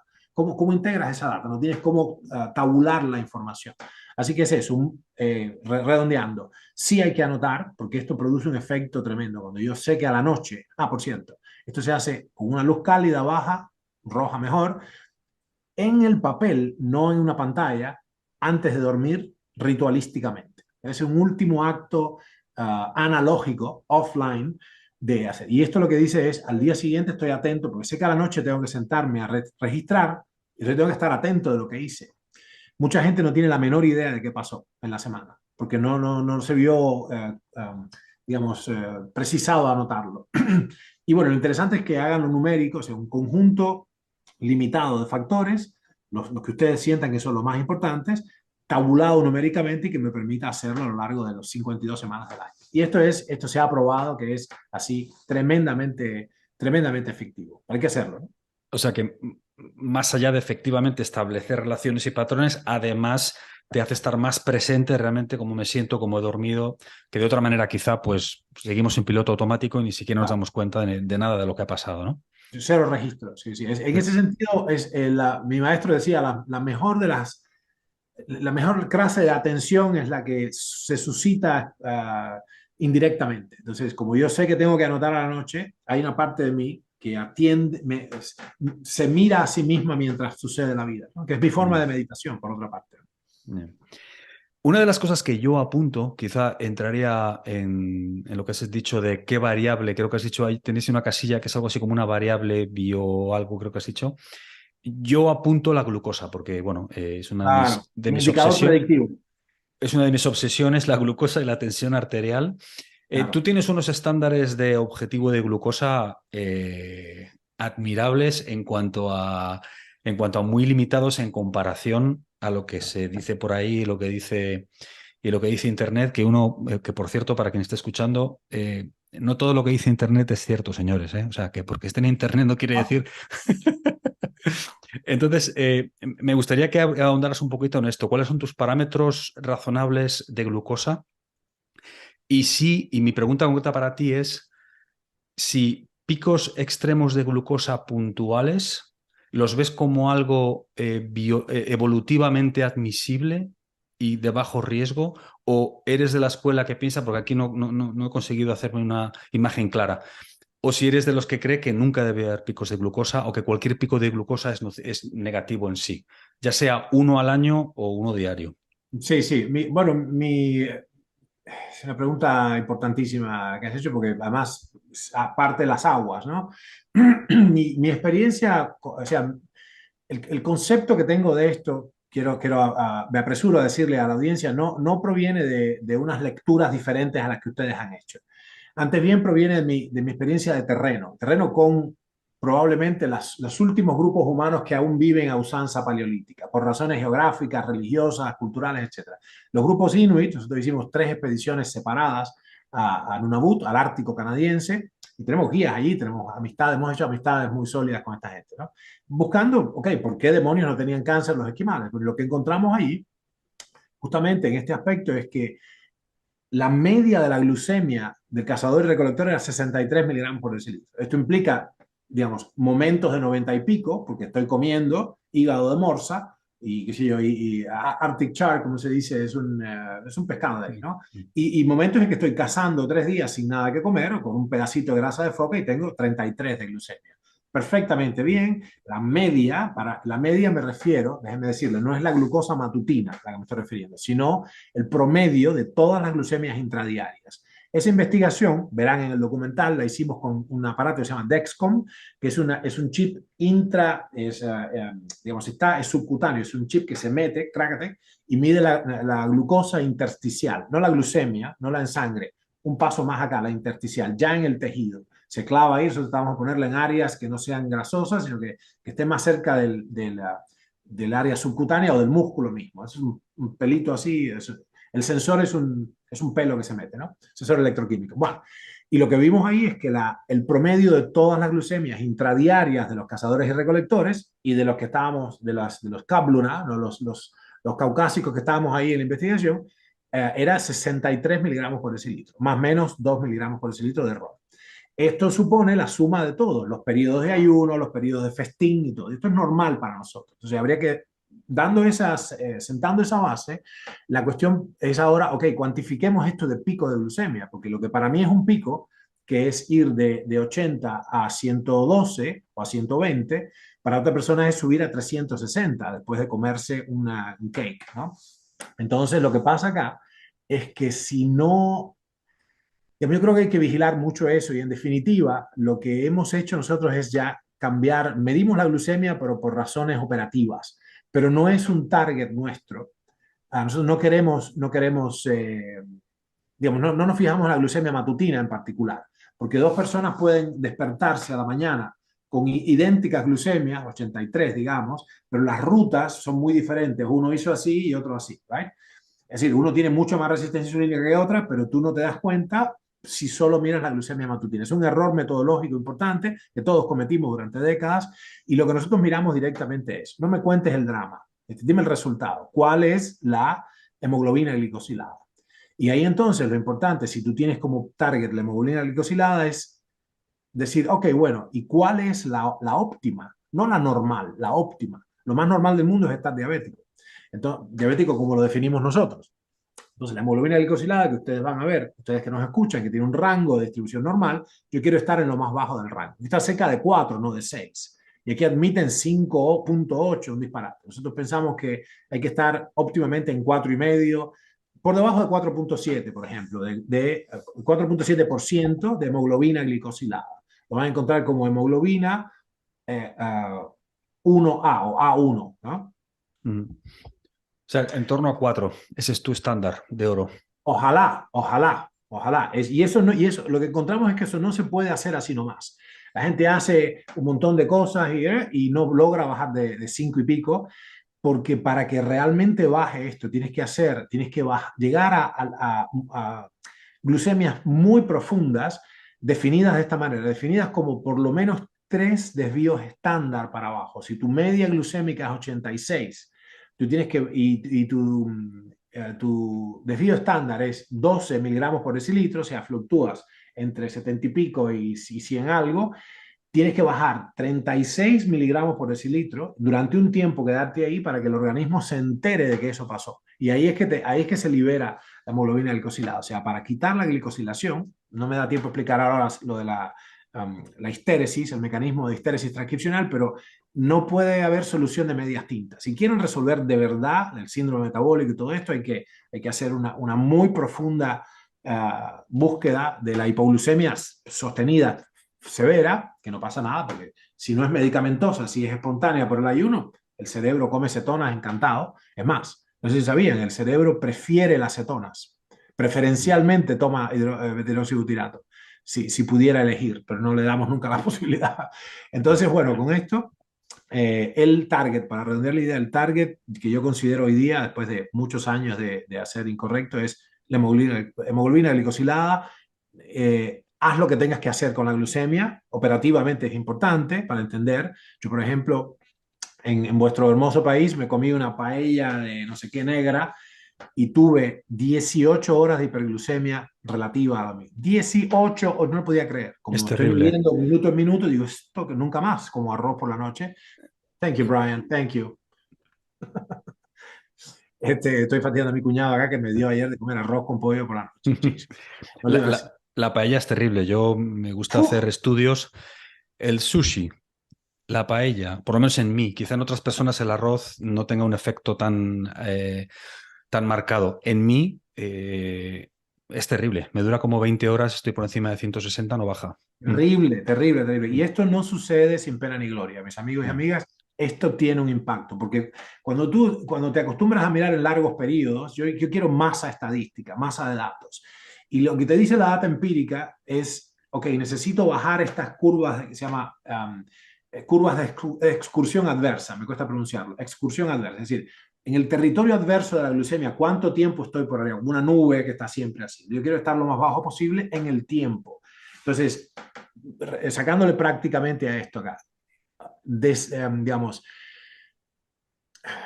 bájenle poder a la idea de la glucemia matutina, porque eso hace que la gente esté durante décadas pensando, está bien, está normal, y finalmente debutas con una diabetes tipo 2 y tú dices, ¿cómo es posible? Si siempre estuve normal, ¿qué pasó? Y lo que pasó es que cuando tú miras la glucemia matutina, te has perdido todo el drama de las últimas 12 horas, el drama glucémico, ¿no? El hipogludrama ¿no? O el glucodrama de las últimas horas y es terrible, o sea, es un daño sistémico expresado en la hemoglobina glicosilada.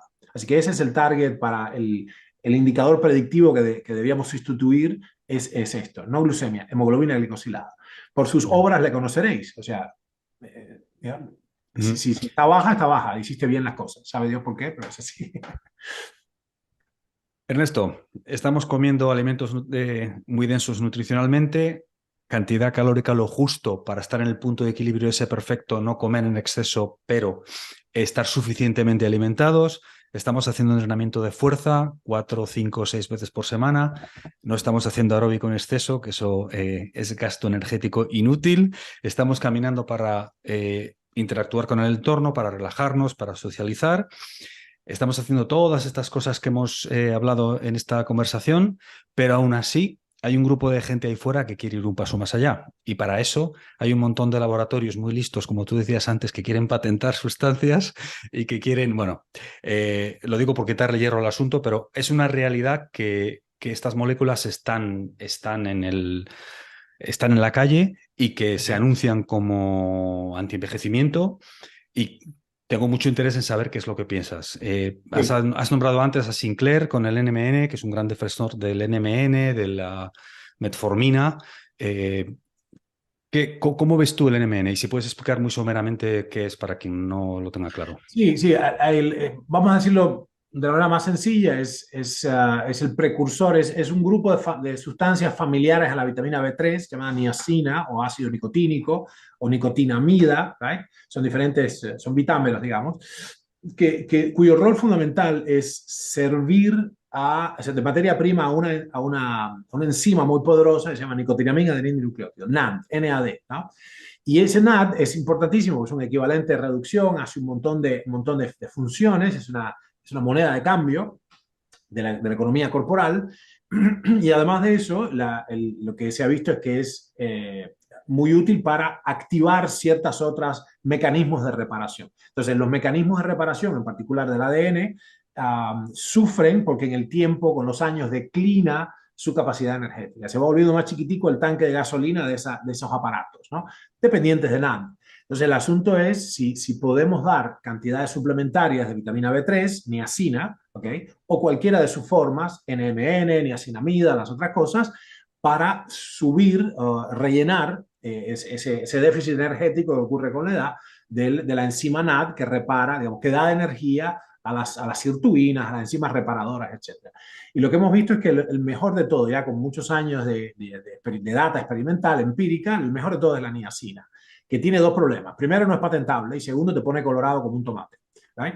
Entonces, el punto es, bueno, ¿qué hacer al respecto?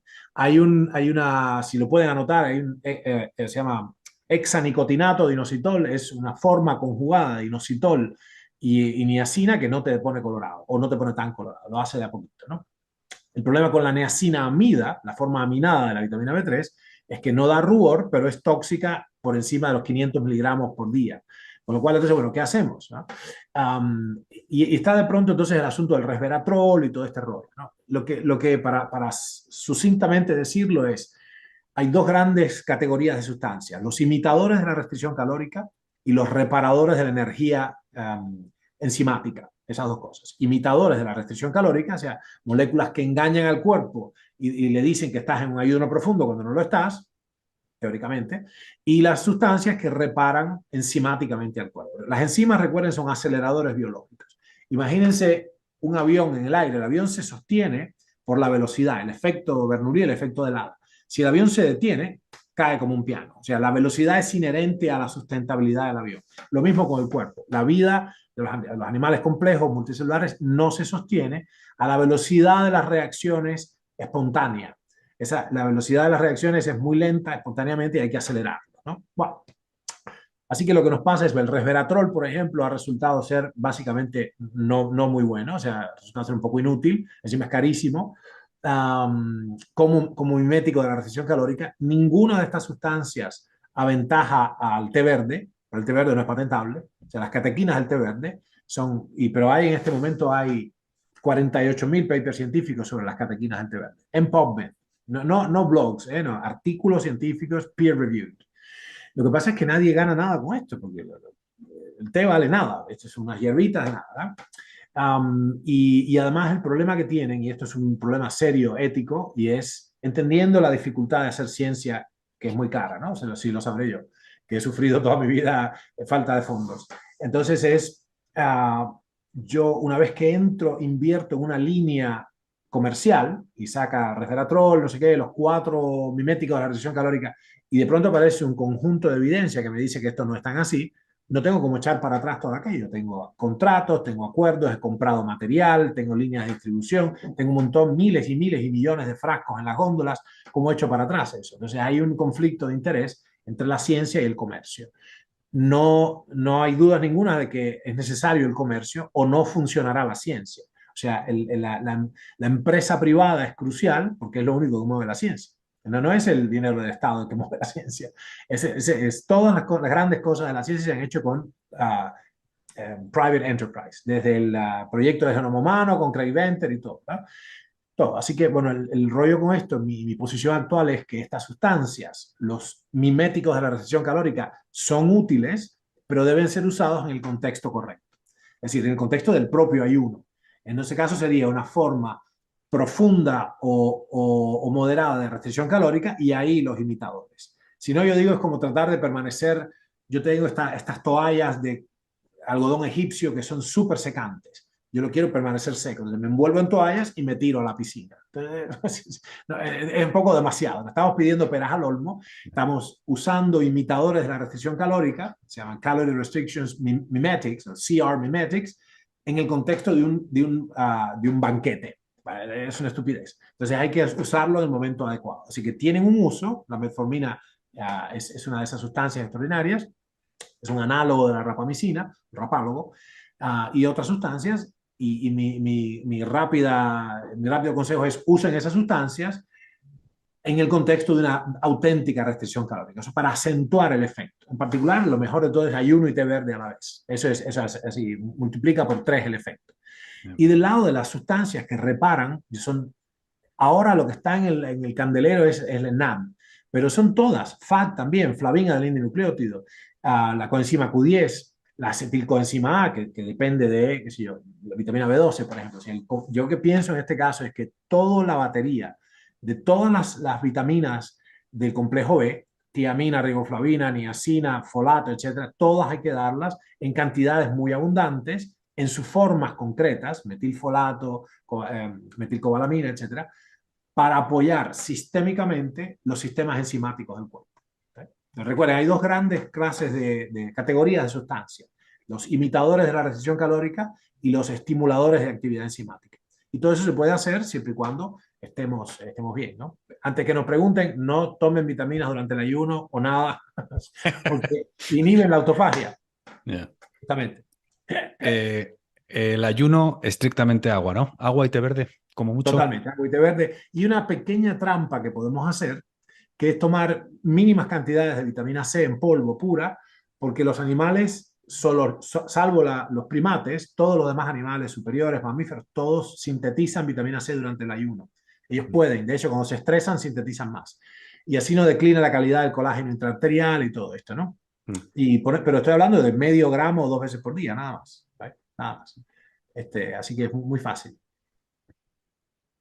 Hace 3 años ahora, en el 2019, estuviste en London Real y ahí Brian Rose te preguntó dónde te veías en 5 años y te quedaste así como muy pensativo un rato largo. Eh, y bueno, viniste a decir que estabas convencido que en cierto tiempo el, digamos que la humanidad conseguiría solucionar el problema del cáncer y que si no serías tú, pues que habría otra gente que vendría detrás y que en 5 años veías que ese problema ya estaría al menos encaminado Sí, sí, en esta década en que en esta estábamos, la década. década que Y empezaba, esto fue en el 2019. Esto fue el sí, 2019. ¿sigues pensando lo mismo? Sí, sí, totalmente. El problema es que para mi enorme sorpresa, con el sacudón de la gripe de Wuhan, de pronto, para mi horror, me di cuenta que era posible perfectamente, am, digamos, suprimir la ciencia, de que había una supresión del discurso científico que yo no creía posible. La ciencia, la esencia misma del método científico es que tú tienes una hipótesis, yo tengo otra, la debatimos civilizadamente y diseñamos un conjunto de experimentos cuyo propósito es elucidar la verdad, es decir, refrendar o, por el contrario, validar mi hipótesis de trabajo frente a la tuya. Y se va construyendo el conocimiento con todo esto. Y el problema es este, el problema es que el fundamento, volviendo a la pregunta tuya de inicio, o sea, ¿por qué yo vengo? ¿Por qué tengo una certeza matemática de que vamos a resolver el problema del cáncer y todos los demás? Porque, como bien explica Derek de Sola Price, el conocimiento científico viene creciendo de manera exponencial desde la época de Newton para acá, desde antes incluso, ¿no? Es decir, y entonces, de alguna manera, la cantidad de publicaciones científicas auguran siempre, sí, y el costo de las cosas baja, ¿verdad? Baja de manera digamos, predecible, es una ley de poder.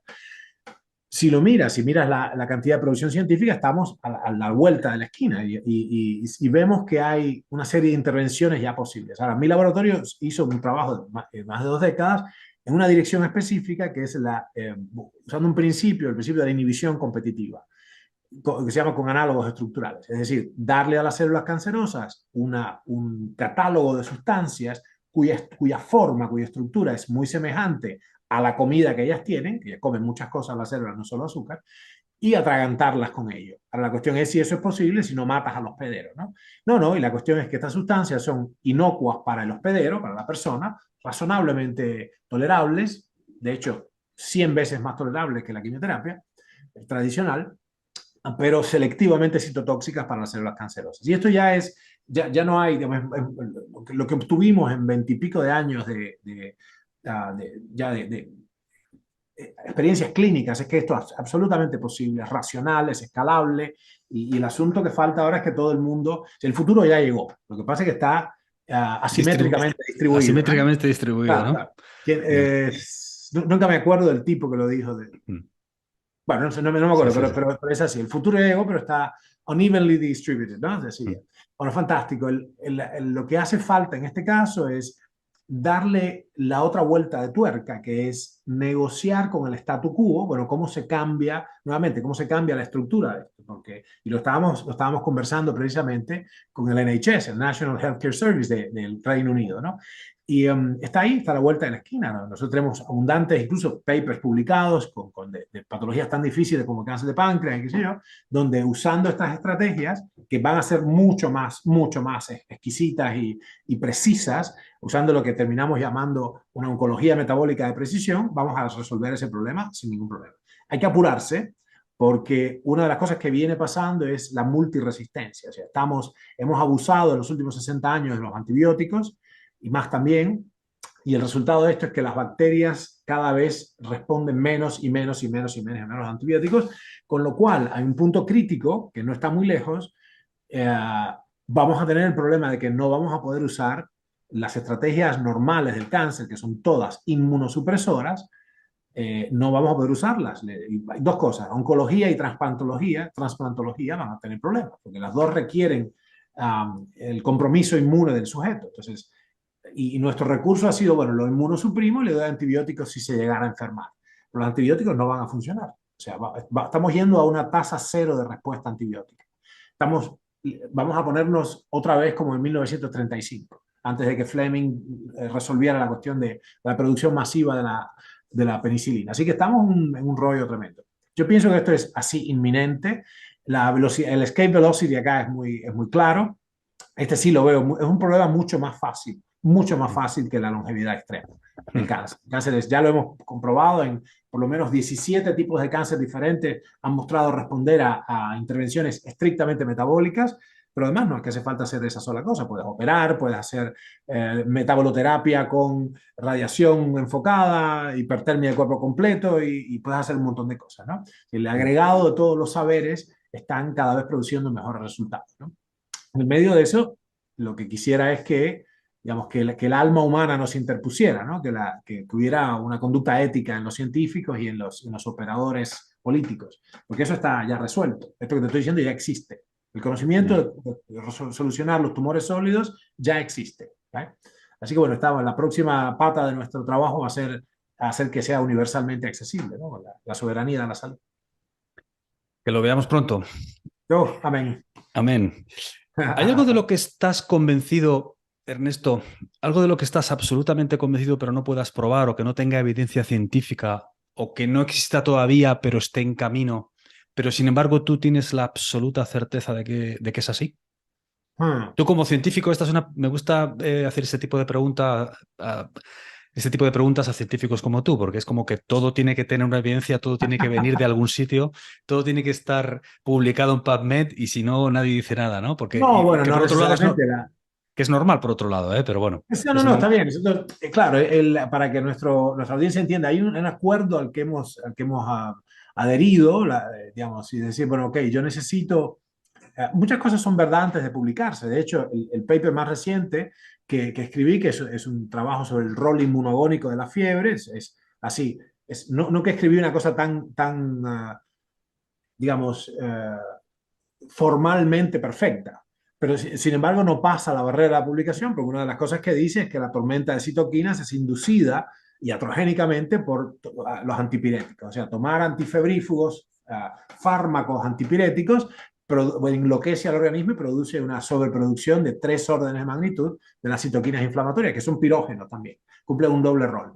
Y eso nos dimos cuenta, es innegable, es como dijeras, ok, esto no es posible decirle que no. Y estoy en los journals buenos, estamos revisándolo, finalmente llevo un año y estaba justo listo para la publicación, pero por alguna razón no pasa. O sea que aquí el problema es que hemos adherido a una metodología, y la metodología es que tenemos que entendernos en que cómo yo hice este experimento es correcto y si tú lo repites, obtienes resultados razonablemente semejantes. Y esta replicabilidad es un patrón oro en la ciencia.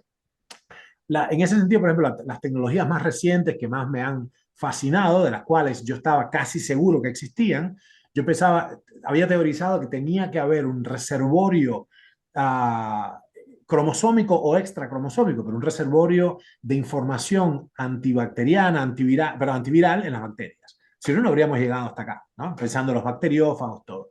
Y de pronto, de la nada surge el descubrimiento de CRISPR. CRISPR-Cas9 es una cosa increíble, es una máquina, es una biblioteca antiviral que tienen las bacterias, los procariontes. Y eso, imagínate, si ellas tienen eso, ¿qué tendremos nosotros? Lo pueden buscar como CRISPR. Esto es una cosa muy importante y reciente, se pronuncia así, son unos clusters, de unas secuencias de ADN que se llaman palíndromos, son como ¿viste las palabras estas que se leen igual para atrás que para adelante, ¿no? Sí. Ana o, qué sé yo, Neuquén, una cosa así, ¿no? Había un viejo palíndromo, daba arroz la zorra a lavar. Bueno, anyways, y se descubrió que había como unos clusters, ¿no? De estas secuencias palindrómicas repetidas y que ahí lo que estaban haciendo era como el marco de una biblioteca. y al lado de eso había una información, un pedazo de ADN viral, o sea, un pedazo de genoma viral. ¡Wow! ¡Qué sorpresa! Así que eso que no había evidencia, que yo pensaba que podía ser, ya es. Y por otro lado, bueno, hay otras cuestiones, hay hipótesis muy difíciles en biología, y el creacionismo de vez en cuando levanta su molesta cabeza. Es todo un rollo, ¿no? Por ejemplo, he visto científicos de primera línea decir, el genoma no está diseñado para, bueno, mira, ¿cómo? ¿Quién lo diseñó? Pero espera un segundo. Entonces, el discurso es difícil ahí. No hay ninguna evidencia de que no exista una inteligencia creadora, por ejemplo. No hay ninguna evidencia. O sea, no hay evidencia de nadie puede demostrar la existencia de Dios, como sea que lo definamos, ¿no? Pero tampoco existe lo contrario. O sea, tampoco hay una argumentación en contra. Nadie puede demostrar razonable y definitivamente que no existe una divina inteligencia creadora. Y yo pienso que la cosa se complica y se complica cada vez más, ¿no? Mientras más sabemos, más increíblemente asombroso es la complejidad y riqueza del mundo. Y yo pienso que ahí ese sería mi último refugio de espiritualidad, es que existe sin estar probado una incomprensible inteligencia divina que alberga todo dentro nuestro, pero que no puede operar en lugar nuestro. Es decir, esto es una vieja hipótesis, ¿no? Son mundos dentro de mundos, y lo que yo veo es que la complejidad ha emergido, la vida ha emergido desde moléculas muy simples, que átomos de hecho, que están ahí, y con un manojo de leyes, un conjunto muy pequeño de leyes atómicas, se van armando estructuras más complejas, y surge la vida, después surge la conciencia, y bueno, ahí me parece que hay un aspecto, cero evidencia tengo de lo que te estoy diciendo, pero albergo en mi corazón una especie y es con el centro emocional que lo puedo agarrar, no con la cabeza, de que hay algo imposible de definir con palabras, que es la fuente de todo, ¿no? I think. Pues no se me ocurre otra mejor manera para terminar esto, Ernesto, Gracias. que, oye, muchísimas gracias. Creo que la ciencia y el mundo tienen mucha suerte de tenerte, como decía al principio. La Es una suerte es pena mía. que es una pena que hayas tenido que dejar el jiu-jitsu y la guitarra, ¿eh? ¿Cómo sabes eso? Porque te lo escuché decir en un vídeo que subiste hace poquito, me parece, sobre el Ah, focus, me parece. No sé, en alguno de oh, los vídeos que he estado viendo para prepararme para esto, y wow. dije, joder, qué nivel de sacrificio. Mira, pues me duele cada día, te digo, me duele cada día. Es Eh, tremendo. Extraño los callos de los pulpejos de los dedos y todo, de la guitarra. Que Oye, por pues ya nos cierto, encontraremos. Te quiero agradecer muchísimo porque rara vez tengo la oportunidad realmente de salirme de la rutina, ¿no? Y de tener este diálogo. Cada vez aprecio más estos espacios. Viste, en la medida que uno se vuelve más grande, se hace avaro del tiempo, ¿no? Grande es más viejo, ¿no? Eso se me pegó de los argentinos. Cada vez que uno se pone más viejo, se pone más avaro del tiempo, más consciente de la finitud de la existencia. Y es un privilegio para mí, realmente un tesoro, hablar con gente tan buena e inteligente, que las dos cosas tienen que estar a la vez. Así que un gusto mío. pues muchísimas gracias y oye, si esto vemos que tiene buena acogida, pues ya haremos una segunda parte en algún momento. Ojalá, ojalá, ojalá. Bueno, gracias, te agradezco muchísimo. Saludos. Gracias a ti por tu tiempo, un abrazo.